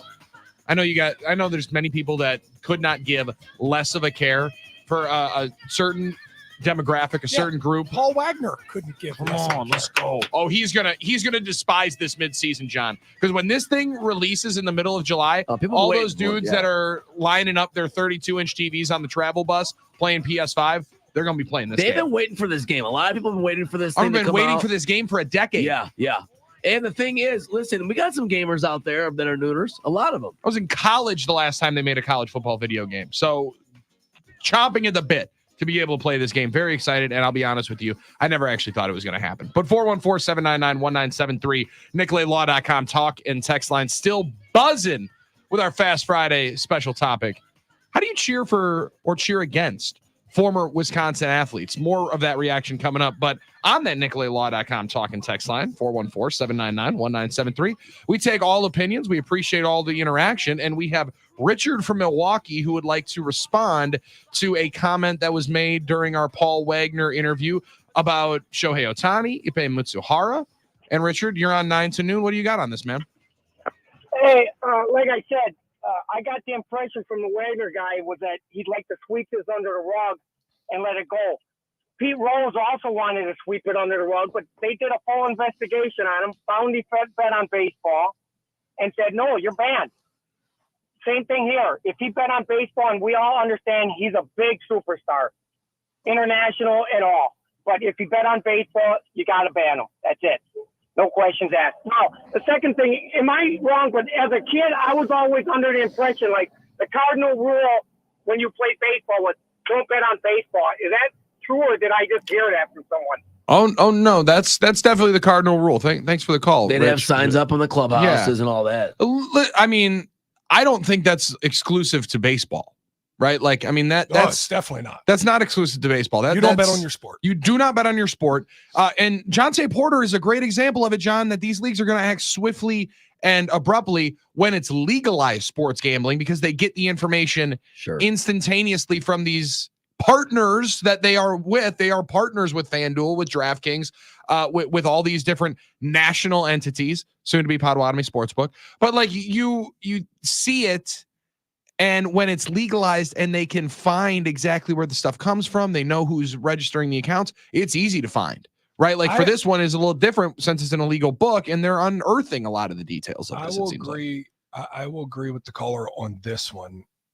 The baseball needs to dive into their investigation. They need to find every crumb, every morsel, and eat it all up, write a report, and tell everybody what exactly happened. Like you need to know everything. Sometimes these things take an immense amount of time, though. Yeah. This thing could be going through its due process right now. It probably is. And I don't doubt that the MLB is doing their investigation. At least I hope they are. And I think they are. And I would suspect they will. And yes, if Ohtani does this, there is no exception that he's the best player in baseball. He should be able to. There is no exception if he bet on baseball. If he was a part of that, and even if Ippei was betting on baseball, that doesn't make me feel too well either. Well, no, I agree with that. The one caveat to all this is I think at this point there's no indication they ever Ippei ever from bet all on the baseball. information is there's zero baseball bets, and we're talking about texts they're getting. So they are. It's not like they're probably not hiding anything that we've seen that's been hidden in terms of bets made and stuff like that. Yeah, there's been no bets on baseball, right? And I don't trust Rob Manfred to do an extremely great job at just about anything. It's fair. One thing that I'll give them a pass on. I'll let the feds do the investigating, and then I'll look at their findings. Yep. They're probably going to be better than investigating than the private investigators Major League Baseball is going to get. I'm gonna take a wild stab at that. I do think the federal investigators are gonna be the best ones to be able to unearth it, and then they'll look at all the findings. And yes, if there is any indication that Ippei Mitsuhara, is the one that's placing all these bets, and there is anything on baseball, then it's going to be a much different story. But I personally, if there's no baseball part of the investing, guys, then I think it's a story that does go away, right? Like then it's damn. Figure out who you can actually trust, right? It's more of a warning sign, especially as sports in America, NBA especially, become more and more global. Figure out who you can trust that is going to be around your money and around your stuff, because that's where it could be lending to. So what I'm taking from Wags when we talked with him is that he doesn't want it swept under the rug. Like, we found out something, let's sweep it under the rug. I think he wants this to go away. I think for baseball to make this whole thing go away, they need to give all the information, and they need to adamantly say Shohei Ohtani did nothing wrong. We have done our investigation, and we have found nothing with Shohei Ohtani that violated the rule that you cannot bet on baseball. Exactly. That's the thing that's wrong. Yes. And if they can come out and say that, whatever type of laws could potentially have been broken in the state of California based off of their gambling regulations, that is something outside of baseball that we are going to let the federal government handle or the state of California handle. But as far as we're concerned, the only rule we are interested in here is, did Shohei Ohtani or his translator bet on baseball? And that is emphatically no. Until they say that, I mean, you heard it. Wags is, I don't know this for a fact, but it just feels, and that is kind of the sentiment nationally too, is everybody just that, even if they feel, okay, well, he probably didn't, there's still that little bit of, did he or didn't he? And I think it would behoove MLB to completely squash all of it. Yeah, and you're spot on. Like, once they are able to fully conclude that he did not bet on baseball, or Ippei didn't bet on baseball, then to me it's a non-story, right? Because like at that point, there's nothing wrong with being a bad sports gambler. There's a lot of us out there, right? Like, I mean, there's a lot of us. Go ask Charles Barkley how many times he's lost $1 million, right? Like it happens, and then you can deal with whatever the California regulations and restrictions will be and their punishment. But Major League Baseball, once they find out there is no baseball being bet on, that gets dropped down. And at least in my opinion, Shohei's clean, right? Then we can go back to enjoying some pretty insane bombs he's hitting there in LA. He's playing well, no doubt about Holy it. Yeah, cow. He's a great player, and I think I have to agree in that. It's about the baseball bets, and so far it looks like we're getting a lot of information. We're reading all the text, so we'll see. No one's trying to discount accountability. I think that's the point I would make. Josh in the Falls, it was an illegal sports book. Why are we so quick to believe that this book's records keeping is on the up and up? Josh, I understand where your conclusion is. That's why they're going through every text and every message that possibly goes through, because I understand you're talking about illegal books, but if you're running an illegal book that's bringing in millions of dollars, you're probably keeping some pretty good notes, right? Like you're probably going to know what some guy owes you when we're talking about those kind of figures. So I would assume that he knows pretty cleanly which ones they are. And they know where the money is being brought in and where it is going. And now we're finding out it was going all over the place out of Shohei Ohtani's bank account from Ippei Mitsuhara. 414-799-1973. Much more reaction on the NicoletLaw.com talk and text line. So many people rolling through on players that leave the green and gold, leave the Milwaukee Bucks, leave the Milwaukee Brewers. How do you cheer for them or you cheer against them? And shockingly, Aaron Rodgers' name has entered the chat. We bring that one up next. It's 9 to noon on the game. Shut them down, open up shop. Oh, no. That's how Rough Riders roll. Stop, drop, shut them down, open up. Hey guys, Billy Schmidt, an Underdog Fantasy fan favorite way to play fantasy sports. And with the regular season, goodbye. We go into the playoffs, second round of the NBA playoffs, by far the best part of the season. And the best way to get in on the action this postseason is with the Underdog Fantasy NBA Pick'em game. It's pretty simple. All you do is select higher or lower on player stats. And if your picks hit, you can win up to 100 times your money. Now, you don't have to go that far with it. You don't have to have 5 players to build out your pick'em entry. 2 to 5 players, 3, 4. Maybe tonight it's Pascal Siakam, higher 24.5 points, higher than 24.5 points for Tyrese Halliburton. Mix one Nick in there. What about Josh Hart? I think we all like Dante DiVincenzo, and you keep it right with 24.5 points. All of those are their scorched statistics, which multiply your odds. That's almost 15x, and it's legal in the state of Wisconsin to play along and watch the games, and it is one of the most fun ways to enjoy the NBA playoffs. And the best way to sign up is with my promo code Billy, BILLY, when you download the Underdog Fantasy app or go to UnderdogFantasy.com. Download the app, though. It's the easiest one on your phone. Put in your first deposit up to $100. Underdog is going to match it. Plus, they're going to give you a mystery special pick just to use on your first pick 'em entry for using promo code Billy at Underdog Fantasy. Your first deposit of $10 or more up to $100 matched, plus your special pick. Must be 18 plus and present in a state where Underdog Fantasy operates. Terms apply. Concerned with your play? Call 1-800-GAMBLER or visit www.ncpgambling.org.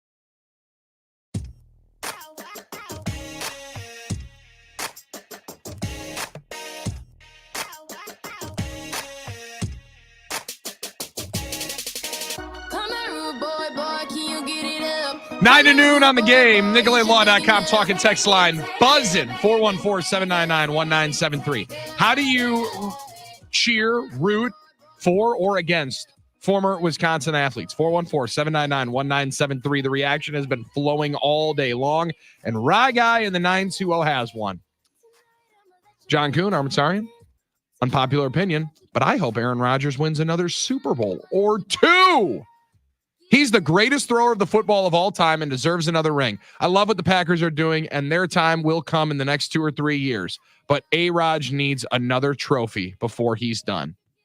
Okay, so we had one individual that earlier on today was fired up to cheer against Aaron Rodgers all throughout. Well, didn't have a whole lot to cheer for in the 2023 season. 2024 might be a little different. John, I don't know. That does seem like it might be an unpopular opinion for Rye Guy in the 920. Right. I mean, I lived this once with Brett Favre, right? And this is no BS. When he went to the Jets, I wanted to see him light up the AFC. Now, and he started to. Yeah. Until he got hurt. But he got hurt that year. Got hurt. When he went to Minnesota, it was a different story. Like, I didn't care what he did, but I did not want Minnesota winning a Super Bowl. So his interception in New Orleans, I remember I was on a flight on the way home, and people started going absolutely nuts, and I covered my ears because I was DVRing the game. I was going back to my back on a house. TiVo, yeah. I was going back from Green Bay to my parents' house for the weekend, and I didn't want to know. It was being recorded, and I did not want to hear what was going on.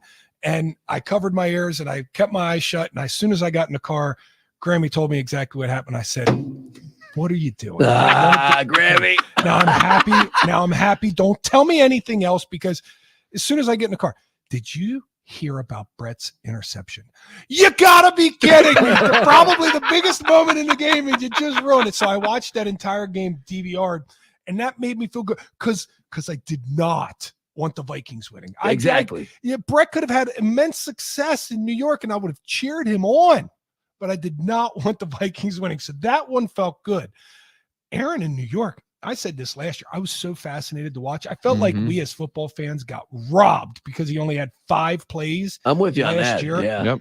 I would love to see the Jets versus the Packers in the Super Bowl and the Packers winning it. I'd love to see that. And if for some reason the Jets get into the Super Bowl and the Packers aren't there, I will hope that Aaron Rodgers wins the Super Bowl. That's just what I'm going to do. I'm right there with Rye Guy. I hate to say it. People are going to hate me for saying it, but I'd love to see Aaron Rodgers win a second Super Bowl with the Jets, if and only if this disclaimer is true. The Packers are eliminated. Yeah, which is absolutely. very fair. Very fair. Yep. Or- and I'm in the same boat with that. Or one, especially if they're playing one of my rivals. I mean, and that just goes to who I want to see lose more. If it's the Vikings, the Bears, I'm going to say the 49ers, probably the Cowboys, all those teams. You don't even throw the Lions in the top 5. Well, Not even worried about it. Lions, I don't want to see any of those teams win a Super Bowl. So I'd much rather have the Jets win, one that's irrelevant to my fandom. I'll be honest with you. I totally agree that Aaron Rodgers deserves another Super Bowl. In his career, the level of play he's had, he should have won another one. And he deserves 2. But it would hurt if it came with the Jets and it wouldn't have been one of those Packer years. It should have happened multiple years, in my opinion. 11, 14, 21. 14 for sure. I mean, I just feel like that would hurt. Okay. I'm not going to say I'm going to be upset or salty about it. I'm just saying it would hurt because I feel like that could have been and should have been us. But that's not the way sports work. And I think I have to acknowledge that too, that sometimes the way things should happen don't. Well, I try to have some immense growth. I try to have these inner hour 1 of dialogues. Armin Sarin, much different than the end of hour 2 Armin Sarin. Well, I try to have these inner thought dialogues and thought experiments with That's got to be a myself. dangerous thing to It's witness. very dangerous I'd when I don't love get to sleep. I'd love to see Armin Sarin talk to himself. That would be fun. Sell tickets to that It'd be show. like Fight Club. No, I Armin's literally living Fight Club every single day, except he's doing it with YouTube sports takes. Well, like people know that know me know that What's I your have. fight called? What's your fight club called? It's not really a fight. I'm gonna say it's more like a inner dialogue, a thought experiment. I try and have like an intervention.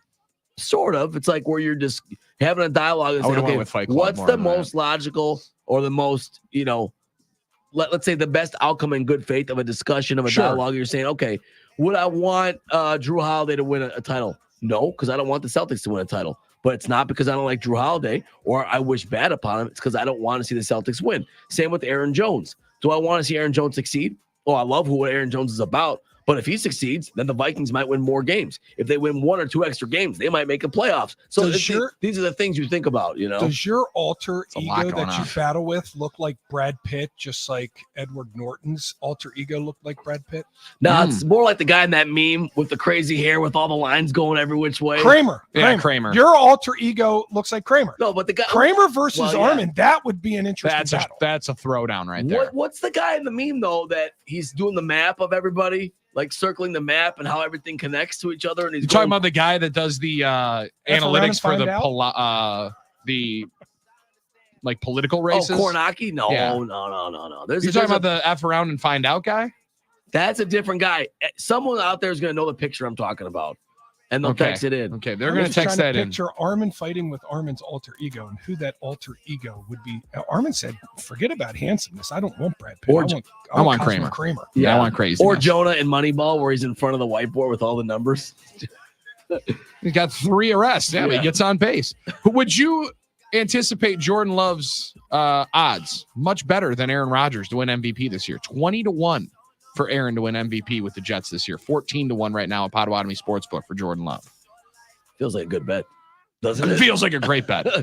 Feels like a real good bet. Now, interesting comeback player of the year, not on the board, because if anybody wins that other than Rodgers, I'd be stunned. If anybody's hoisting that Lombardi trophy, that would be a fascinating one. All right, hour number. Dave. Yeah, Charlie Day from Always Sunny. That's it. Thank you guys. There Thank you go. Didn't mean to interrupt you there, Billy. Sorry. No, it's all good. Don't worry about it. Hour 3, always our best one yet. Always our best one yet, and it's our last one of the week. So you can already imagine we are sprinting, flying through with this. Pat Bev, 4 games. Is that fair? Foul when Jamal Murray gets $100,000. We have the Rick Carlisle fine in here as well. Caitlin Clark. You can see how many people were there to watch a preseason game? Sweet Lord. She's moving the needle. Moving the needle like our hour 3 and the Coons Can't Miss comes up in 10 minutes. It's 9 to noon on the game. Table, working hard, girl, everything paid for. First, last phone bill, car, no cable. With your phone out, gotta hit them angles. With your phone out, snapping like you Fable.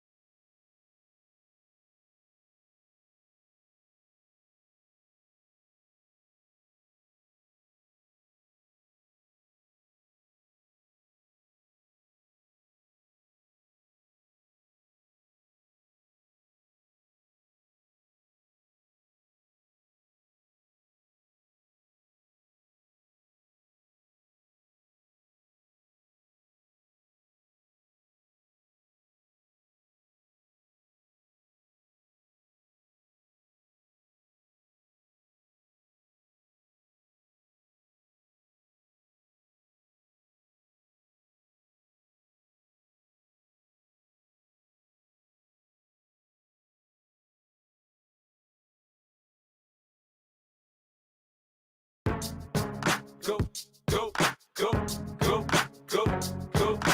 shorty. It's your birthday.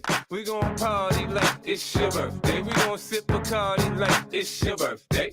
And you know we don't give a fuck, cause that's your birthday. You'll find me in the club, bottle full of bub. This is going to be Big Bill tonight, celebrating 68. Going to be in the club. That boy, Bill.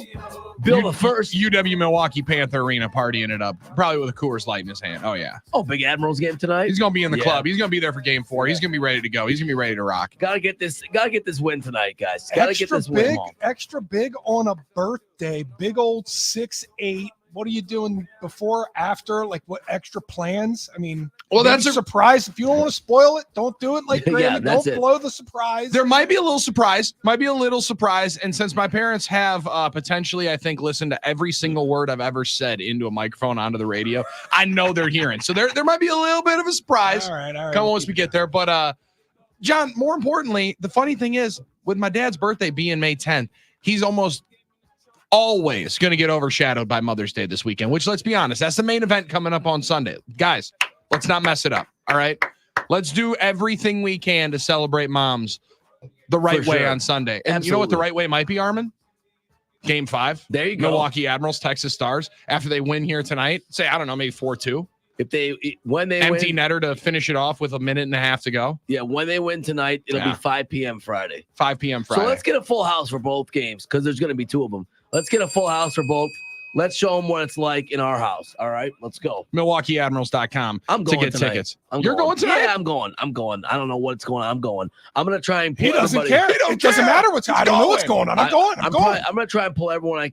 Maybe I'll get Engineer John to come with me. We'll see. Let's go. Yeah, we'll see. Yeah, just get all your friends. Why get everybody in the house? Why not? So who else? 414-799-1973. Who wants to go with Armin to the Admirals game tonight? 414-799-1973, NicoletLaw.com, talking text line. On Twitter, as the kids are calling it X these days, you can watch the radio program, 2 noon, and the game MKE on Twitter and X, where you find that also on YouTube. That's also where you find Ross Tucker NFL on Twitter and X, one of our absolute favorites, former NFLer, now host of the Ross Tucker Football Podcast, copious amounts of other podcasts, even money podcast, gambling wise, once the season starts. But he posted this picture and video that's circulating around about one Drake May, John Kuhn. And Ross brings up a good question. Drake May's rocking some skinny pants. All right. He's got some Lululemons on, or some variety, maybe some Fabletics. I think that's the other one. And let's start with this quick. All pants are for dudes styling tighter these days. It's just the reality of it. Not all. Okay, most. Wouldn't you say you can still buy pants that, give you a little bit of breathing room in them. Young dudes aren't wearing baggy pants as much, is all I'm saying. Okay. So he's rocking some hip huggers, right? I mean, my man's got some joggers on, very tight pants, and seemingly his entire center console of his car in his pockets, right? Like it looks like he's got 14 insurance cards, the garage opener, the garage opener's in there, pair of sunglasses, and keys for a janitor keys. Whole lanyard is in there. And Ross just asked, is this a good sign or a red flag for the number 3 overall pick? All of these videos with guys walking into the facility first time. Now it's just about every day. You got a guy like Jordan Love. He's got to walk in there all the time. I mean, the cameras everywhere for these guys. You got to get content. You got to have it out. And the New England Patriots are like, hey, I'm going to do like every other team does. And we're going to have a cameraman stand outside the door and wait for people to show up for work. And then we're just going to film them walking in. And then we'll have a flashy catch slogan and we'll say, let's Drake May showing up for work or something like that.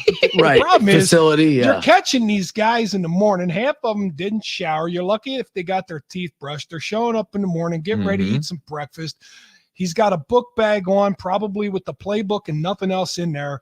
And then he's got everything else just mushed in these pockets right here. And listen, I get why it's going viral, because it looks pretty excessive. It almost looks like he has everything he should have in the book bag. Yeah, that's the problem. I was going to say, put it in a backpack. You got keys. You got a wallet. What? You got a phone.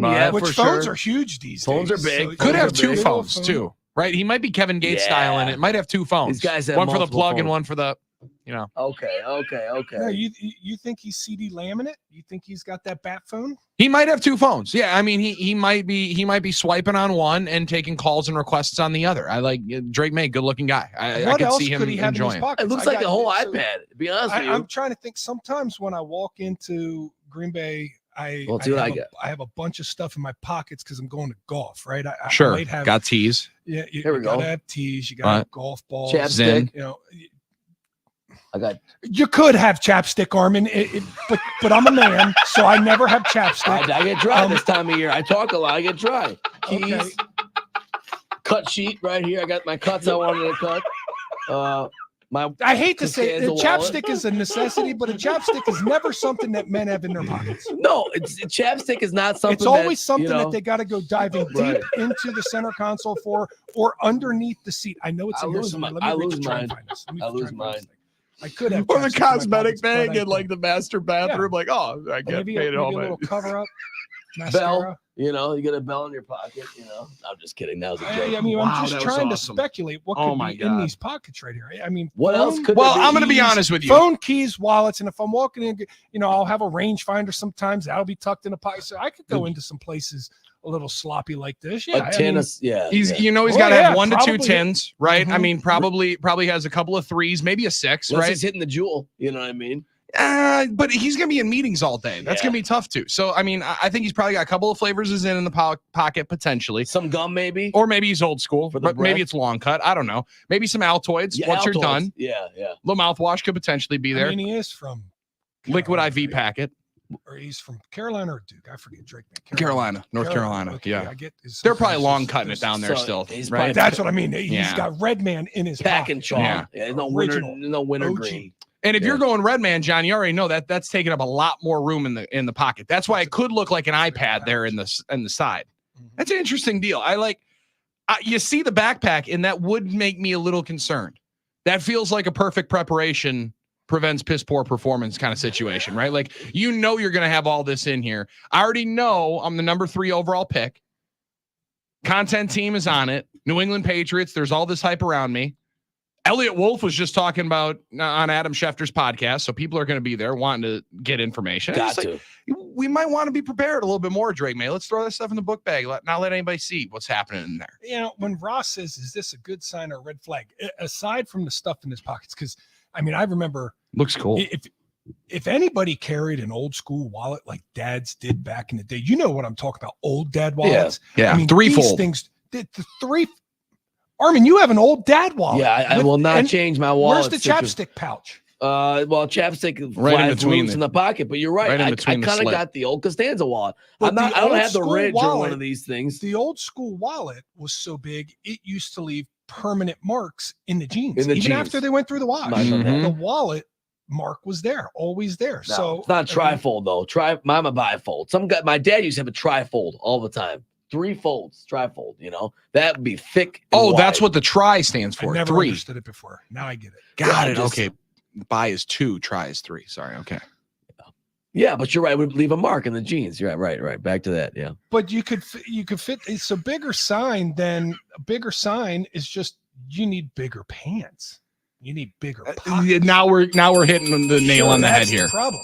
Well, we used to wear carpenter Let's dress for some jeans. success. We don't wear carpenter jeans anymore. Well, Well, why these not? Well, pants, pair of they don't even have, Wranglers. these pants don't even have back pockets. That's the problem. That you need more pockets. I'll agree with that. But I'm telling you, I think he's prepared though. That's why I think it's a good sign because he's always prepared. He has everything he needs. He's not one of these situations where he's going to forget something at home. You know, if he's a 5-tool player, he's got his entire tool bag. When you see a mechanic or a serviceman come to your house, don't you want to see them with all the stuff in their tool belt? This is his tool belt. I'm just loving the amount of text that we're getting. What's so funny? What? Talking text line. I'm with Armin. I always have chapstick in my pocket. Roll of Lifesavers. I'm with Armin. Chapstick in every pants pocket. They go through the wash a couple of times. It's okay. I didn't think the chapstick was going to be that Ian controversial. and Kenosha. I John. carry 2 phones, personal and work, and chapstick in my pockets every day.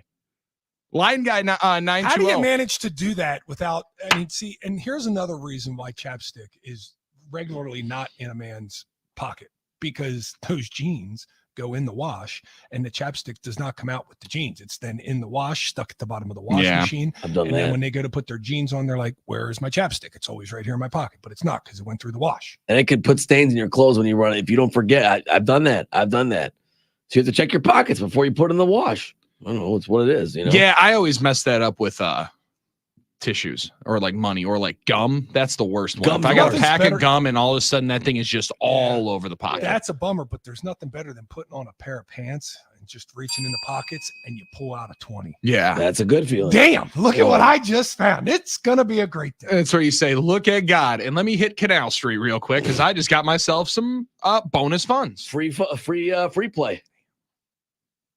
414-799-1973. That was gonna be the moment. But how about this one? Let's go to Chris 608 said PFT commenter said Drake May. Terrible pocket presence. That's a good joke. I mean, you want to hit a rim shot right there for that one. How do you think he comes up with all those? That's unbelievable. This guy, he should be writing for Saturday Night Live. He should be writing monologues for Saturday Night Live with his one quips all the time. Instead, we get him in the sports world. What a wild life. What a wild situation we get. How about we had some Uncle Leo Armin? How much hard candy you have in your I don't have any hard. pockets as well? I don't have any hard canes, but I wouldn't be surprised if you had a roll of High Chews or Mambas in there, something like that. Well, now Starburst. that could be. Now, John, first round pick, is he still going to have to buy the snacks for the room? Right? I mean, any rookie, he's going to have to buy the snacks. So maybe that was what was loaded up in the backpack. Yeah, top 3 overall pick. He's going to be. He's going to feel it for a little bit. Yeah. Those, and I don't even know what veterans they have in the room, if any. Who do they have right there backing them up? That's a really good question. Good question. I don't even know. He's going to have to at least pay for that. But are big dinner. quarterbacks even having good snacks in their room? Right? Like, I mean, I already know. I bet wide receivers and running backs, there's probably a lot of good candy in there, especially DK Metcalf's room. You know, they're having a lot of good candy in there.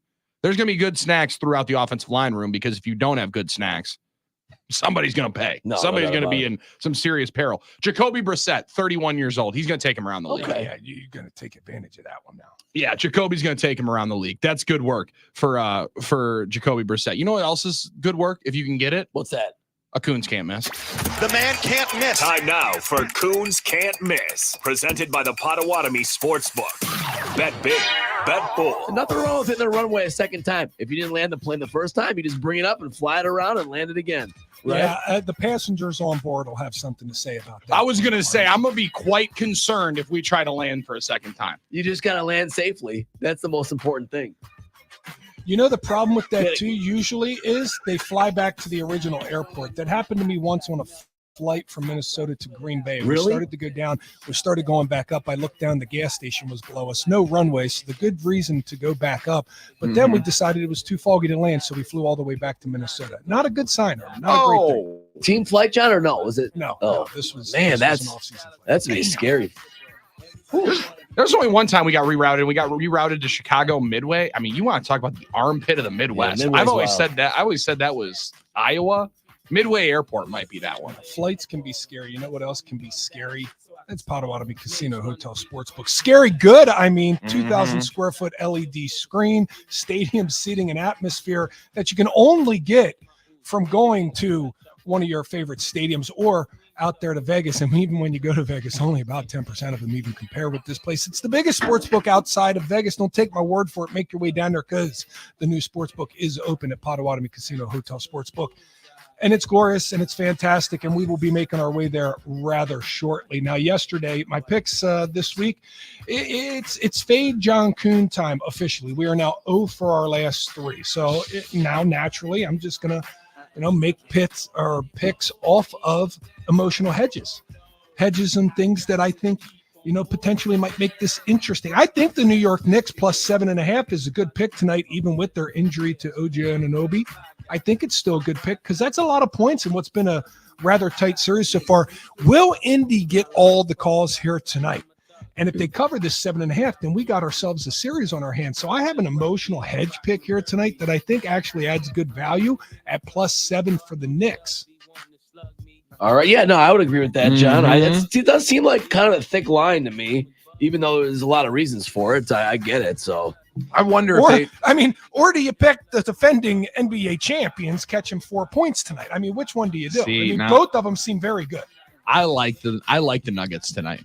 I'm kind of bullish on the Nuggets tonight. I think they go in and win the game and really legitimize it as a series. Because if they don't, I mean, they're on life support right now. Why don't we get wild and just pick both the Knicks catching 7.5 and the Nuggets catching 4, and we just parlay this? All right, what value does that bring us on? We'll do a parlay. Let me What just value? just give me a second here. Where we got 265. Good work right there. I think that's an amazing parlay. Take both the dogs here tonight, Knicks plus 7.5 and the Nuggets plus 4. I like them both. All right, So Knicks 40 win 7.5. 106. Let's go. Knicks 7.5. And Nuggets plus 4 on the parlay, and we'll do it like we did last time, John. If you win, I'll give you 2 wins. Oh, okay. That's how you make it back. That's how we do it. Watch the T-Wolves win by 30. Oh yeah.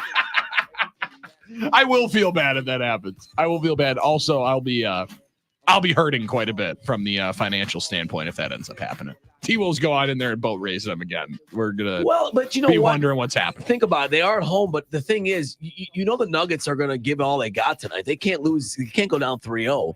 So you would think the Nuggets will They're have fighting for their lives tonight. Fighting for their lives tonight. You would think. I think Jokic is going to put more threes up. He didn't shoot a lot of threes last game. He did not. No, he did not. So it just seems like an interesting series there. I just can't see the Nuggets going down that quick the year after winning the title, even if Jamal Murray's banged up or whatever they got for injuries, Jackson and stuff like that. We were talking about everything that could potentially be in Drake May's pockets as he walks into Patriots facility, as it looks like he's got, more than he can handle in there. Couple parlay tickets. Chris in the 608 says, maybe his pockets are full of tater tots like Napoleon Dynamite. There you go. Wouldn't those That's a smash? great pull. They would smash though a little bit more, wouldn't they? Tater tots are softer. They're not. Yeah, but Napoleon Dynamite wasn't the smartest cat. So, I mean, he definitely wasn't doing everything that made a whole lot of sense. That's for sure. There's a lot of... My guys wearing these cross body bags now and stuff. I don't want to do so it. they can put their chapstick in it. Well, maybe. Am I the only one? No one else uses chapstick. Andy in Brookfield, maybe Armin keeps a chapstick in his pocket so it looks bigger. 414-799-1973 is the NicoletLaw.com talk and text line. You ain't going to do me like that, Andy? My guy, Andy in Brookfield. That's your guy, Andy in Brookfield. Oh, my goodness. That's funny. 414-799-1973. More of the reaction all over the NicoletLaw.com talk and text line after this. And throughout the NFL draft this year, we were wondering, what is it going to look like in Green Bay in 2025? Well, my friend Aaron Nagler of the Carry the G radio podcast and also Cheesehead TV's dominating presence, he's weighed in because we've got a rumor, and it's going to include potentially the greatest relay in Wisconsin history. We'll fill you in next. It's 9 noon on the game. You said everything.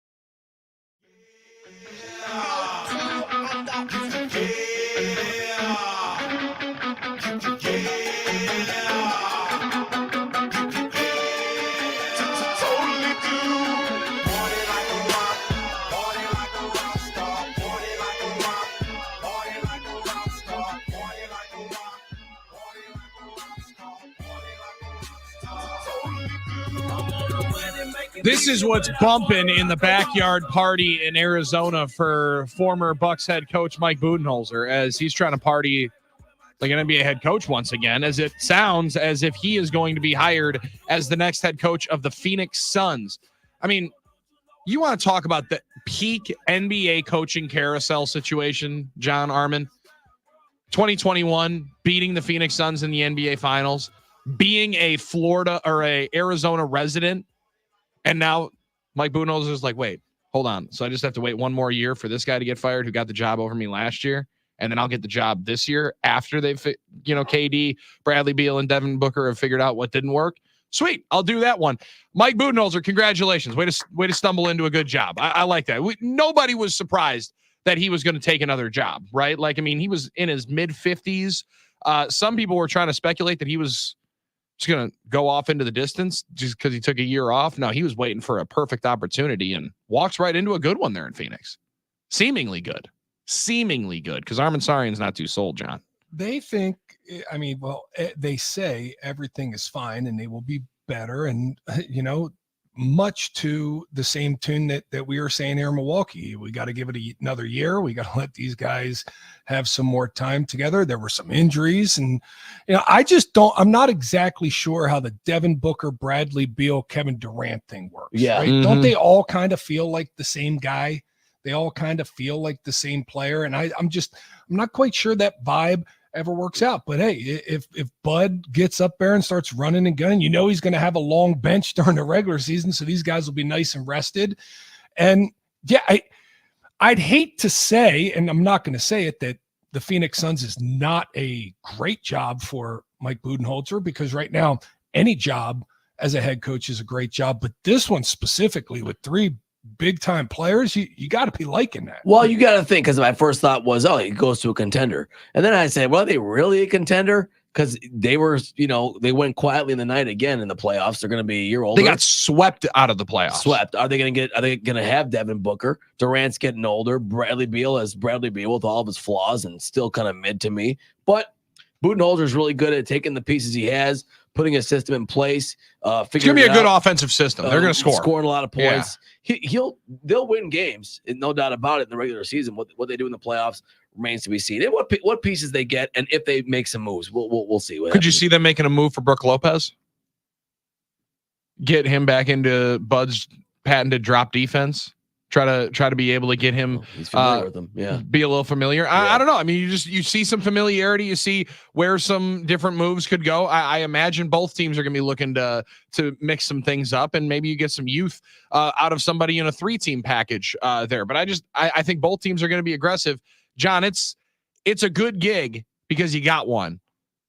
They are now on their 3rd coach in 3 years, similar to the Milwaukee Bucks. And Matt Ishbia, that dude owning that team, is not going to be patient. He is going to try and do anything possible to win, which is fun if you're a Suns fan. Not all that fun, I can only imagine, if you're a head coach. But you guys got deep pockets. How deep? Let's figure out a high enough buyout to make sure that at least to get a year and a half here. I hesitate to call them excuses, but the reasons, right? The reasons you didn't do better. And we know this as Bucks fans, what our reasons are that we have, accounted for the last few seasons, and not getting back and winning another championship. And the Phoenix Suns do the same thing, right? They're doing the same thing right now, trying to come up with their Armin, you said, yeah, they got walked out of this thing. They got swept. Well, they got swept by the team that looks like the hottest team in the league right now. No doubt. With a couple of superstars themselves. So you can kind of maybe if we got in a series where we didn't have to play the Timberwolves until later, it would have been a different story for us. Maybe we're not that far away, because they keep saying they're not that far away. So you tell yourself these things to be optimistic, and you go and you try and rebuild, and Bud's a part of that. 414-799-1973 has been the place for many people to weigh in all day long on their belief of how you cheer or cheer against former players that played in Wisconsin. I don't know that he's going to be a former player in Wisconsin, but people were cheering hard for Pat Beverly here in Milwaukee, especially in that Game 5, Armin, when he's hitting the too small. Absolutely. Little bend and snap, too small, firing up the crowd. Getting us fired up, yeah. Well, he was fired up in that Game 6 crowd. We got the suspension yesterday, 4 games for Patrick Beverly, wrapped into the same moment that they say, hey, Jamal Murray throwing something on the floor, middle of the action during a playoff game, $100,000 fine. Just Leave that over there. But Pat Bev, 4 games suspended for the next year. Now, granted, Jamal Murray didn't throw it at a fan, right? So I knew Pat was going to get suspended. Feels kind of right. Feels about it with 4 games, but I'm still kind of surprised, guys, that Jamal Murray didn't get suspended. Yeah, they got Pat Bev's suspension correct, and that was a bad look, and it's a bad act. You can't do it. You can't do it. The fans, no matter what they say, just take the stance of Draymond Green. Get him kicked out of there. Just go point him. Get him out. I want him gone. I mean, we've seen LeBron do it. We've seen Draymond Green do it. We've seen other Russell Westbrook do it. Yep. They will get people kicked out of games, and I don't see why Pat Bev didn't just take that approach in the Indiana Pacers series. Why he had to throw a ball and hit a girl in the head, and then try and throw a ball and actually hit his target this time. It just shows how poor he was passing that night. That he couldn't. Definitely wasn't going to be a quarterback too in the NFL. No. So I think they got that. I think they got that one right. And quite frankly, the NBA is like regular season, schmegular season. We'll just suspend him for 4 of these games. And Jamal Murray, though, that's the playoffs, and our defending champs are down 0-2. We can't suspend him. I think that's a bad look. I don't think that was adequately serviced. The amount of punish $100,000. No offense, $100,000 to Jamal Murray in the playoffs. Whatever. That's a drop in the bucket. What are we talking about? And I think and that wasn't the first thing he threw either. You don't just put the warming pad on your back. You got to wrap it with a towel first. Yeah. He threw the towel first. Didn't have enough. Great work by the ball kid grabbing that before the ref stepped on it. Shout out, ball boys. Didn't have enough and weight girls. in the towel to get it to the court, and you had to let the ref know. No, I got something else to throw at you too. Here goes my heating pad. Yeah, I think Jamal Murray should have definitely been suspended. It was weird because I was like, "What do you think is going to happen? What's your game plan?" And throwing the heating. Yeah, I don't know what exactly was the end game there. I get like if you're mad at a fan, it kind of makes more intuitive sense to why he's throwing the ball back at him, like because he's upset at the guy. Like, what's the heating pad at the ref gonna do? I just that's a little weird. They're both bizarre decisions to me, but one kind of I get more than the other. As weird as that sounds, I don't think Pat Bev cares about 4 games on the regular season, guys. I think this is a really it's a suspension, but do you think he cares? No, I don't think he's all that worried about it. I mean, you talk about a slap on the wrist. This is a slap on the finger, if anything. No doubt about it. So yeah, it is what it is. They didn't want Jamal Murray to miss playoff games. That's what it was. Do you think if it was 2-0 Denver, there's a different decision there with Jamal Murray? I do. I hate to say it, but I do. Yeah, I don't disagree. Like, I think it's much easier for them to suspend him if that's the play. If they're at 2-0 up instead of going back, fighting for their lives. We've been sitting on this audio of Glenn Big Baby Davis for quite some time. He's sentenced to 3.5 years in prison for a insurance fraud case that involved the NBA. And now this is one of the videos that Glenn Big Baby's going wild in his final couple of days before he goes in. There's a video that they were just showing on the McAfee show, guys, where he's sitting eating like buckets of Circle K chicken with a big old briefcase of money and his NBA championship ring. Yeah. On a plane. I just saying, that. Hey, man, I'm stuffing up. I'm enjoying as much as possible. This cat's a wild one. And then he had this to say yesterday that made its rounds after he got sentenced to 3.5 years, which is 40 months. Good one. By the way. Yeah, 40 months. That's crazy. I'm going to be swole, though. I swear to God, I'm about to get in so much shape. Oh, God. That's a way to think about it. That's the only way you can stop me from eating hamburgers is put me in jail. That's what God said. I'm gonna stop you eating hamburgers. I'm gonna put you in jail. You don't want to stop eating hamburgers and Cheetos? You're going to jail. Well, going for other reasons. I'm gonna come to rock. There you go, guys. 6'9". They listed him in his playing days at 289. There was no way he was under 300 if I was 300 pounds. Big Baby saying the only way you're going to keep me from eating cheeseburgers is lock me up.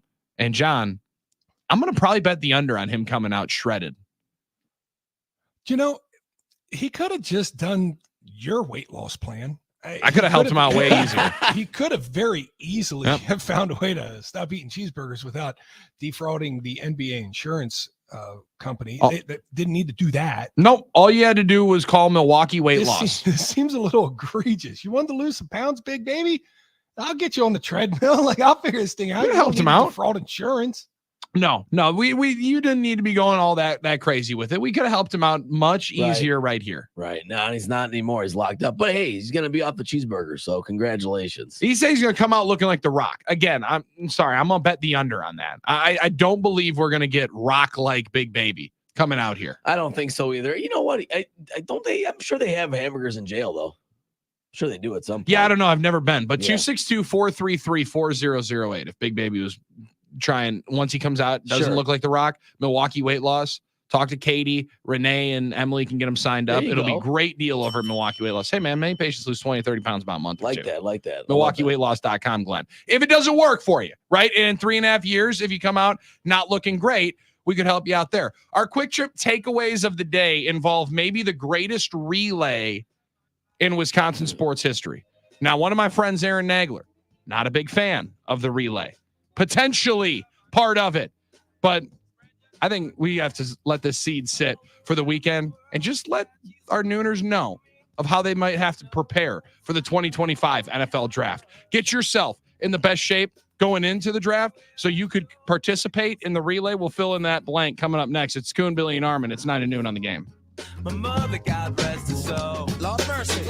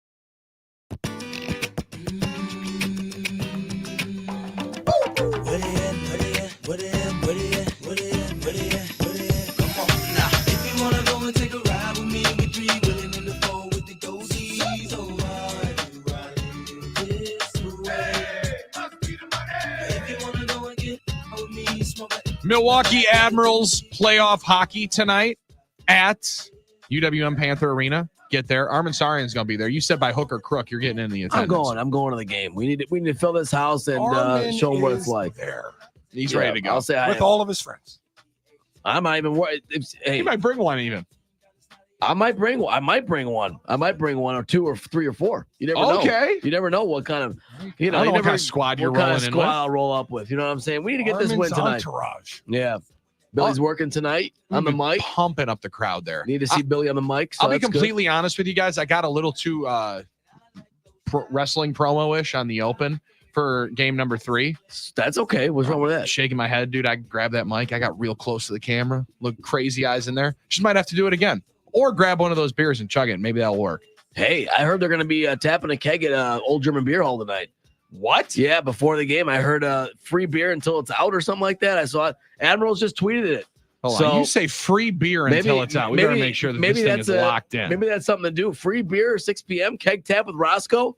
And, Roscoe, he's got a bigger stomach, so you got to get to Well, and let's be honest, my man was potentially going a little too hard on Wednesday night, knocking that table over. He knocked over the 50-50 raffle, John. And what Billy's trying to pull out the 50-50 raffle. What I'm trying to do is give somebody over $2,000 their winning ticket with the Admirals Power Play Foundation. Now, thankful you pulled the ticket out. Professional. That is, yeah. So it is what it is. Way to But go, Roscoe. somebody had to be, because Roscoe's apparently tapping a keg before the game.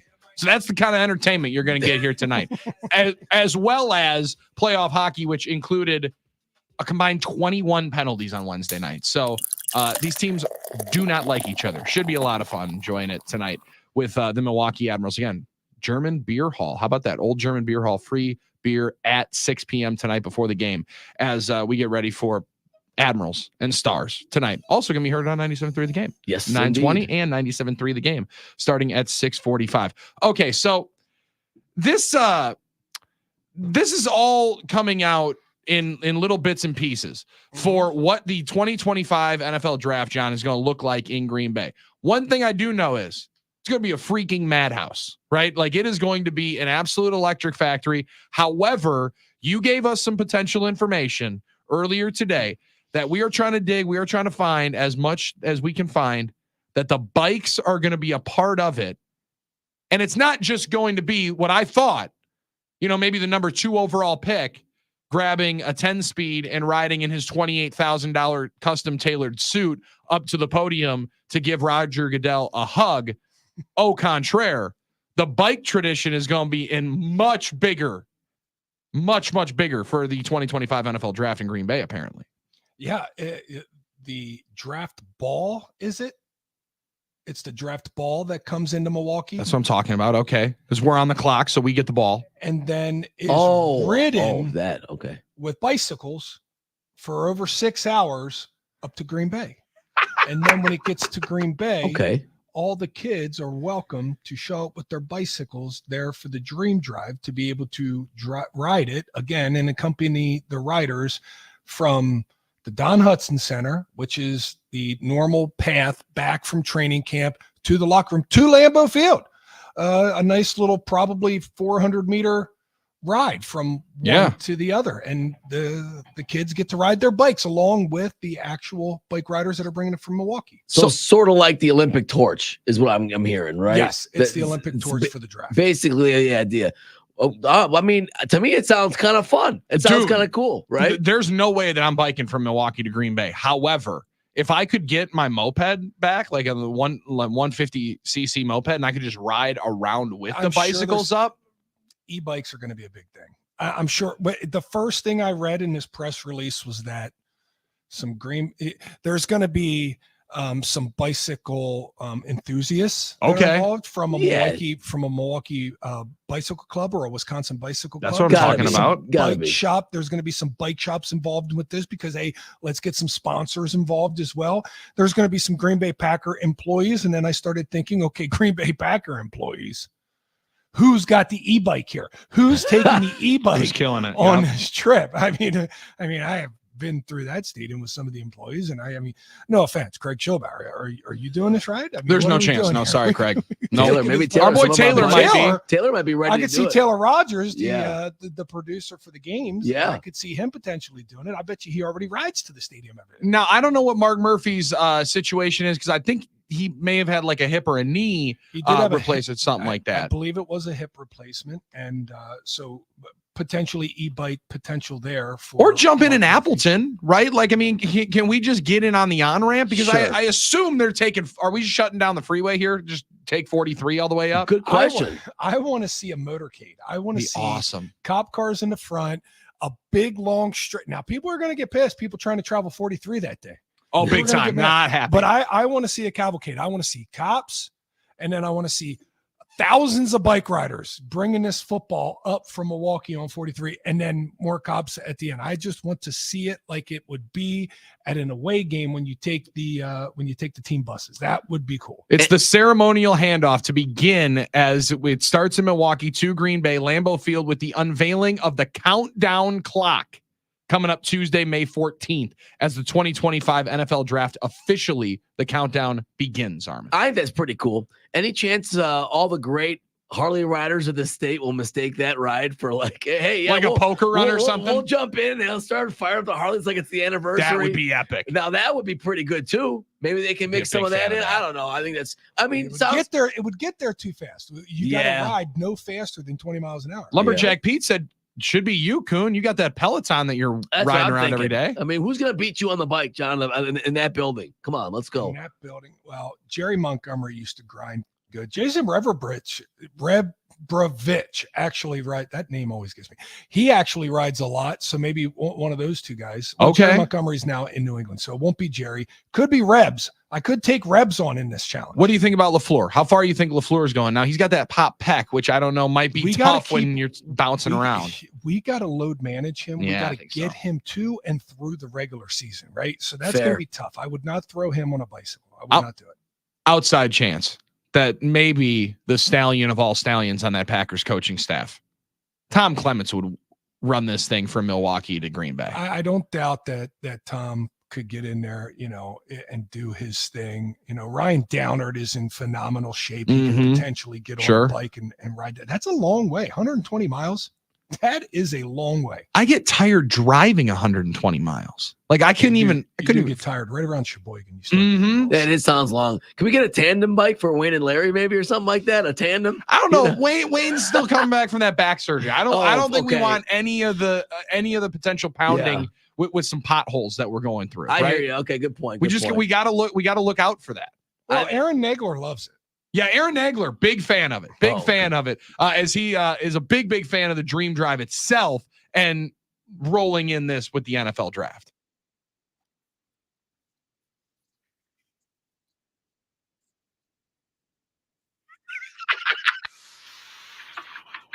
No, you won't.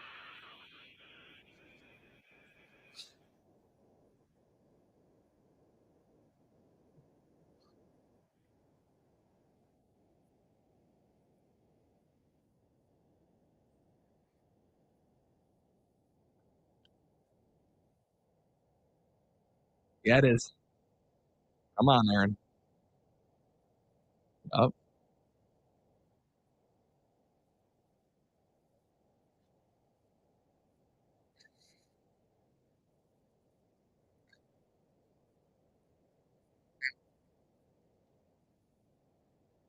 Yeah.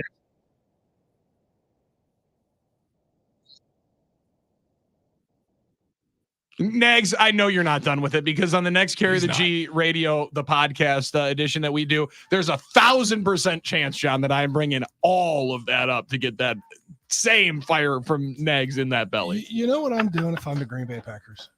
I'm Selling going to everything. Cheesehead TV and I'm saying, hey, do you guys want to be the official Cheesehead Carry the G Yeah. bike ride to start the draft? I want to see him say no to that. Oh, that'd I be want to awesome. see him say no to that offer. I mean, Come on. You know, they just put a sponsor with it. It's not at the end of the world. The kids can still ride the No. bikes. Blasphemous. It's unreal. It's not like it's not like they sold naming rights to Lambo or something like that. Don't put that out. in the I ether. know. Don't I know. you dare put that out in Well, the ether, Armin. Now that's something different. All right. Now that's different, right? What happens when that happens eventually? Doesn't it? It's not going to happen. Stock sale That's first. That's the one thing they won't sell. That's the one thing I think should be the sacred cow that they shouldn't sell. Like you can sell Dream Drive and all that. Do not sell. So a bike ride for kids you don't care about. Lambeau I care about it, but it's not as important as Lambeau Field's naming rights. He's great. He's biting his tongue over here. How fired up you are now. What about I don't know. Let's just say Schneider Stadium at Lambeau Field. Nah, no. You know what? He's not going to like it so much, John. He's not going in. He's not going to another game then. I'm never going to a game. How many people are going to say that? You're never going to go to another game. We're going to lock you in that master control, and you're going to produce the damn Packer Radio Network, Carmen. You're not going to another game. Exactly. Yeah. Good point. Well, fellas, one heck of a week. Give ourselves a round of applause. Yeah. Let's go. Give ourselves a round of applause. Hey, celebrate moms this weekend. They do so much. They love you to the nth degree. And let's be honest, their job's a lot harder potentially than it is for us dads. But we like to support them. So let's support them as much as possible coming up on Sunday, on Mother's Day. Armin Sarian for John Kuhn, our two-time Super Bowl champion. I'm Billy Schmidt. We'll try to be better on Monday. It's 9 to noon on the Game.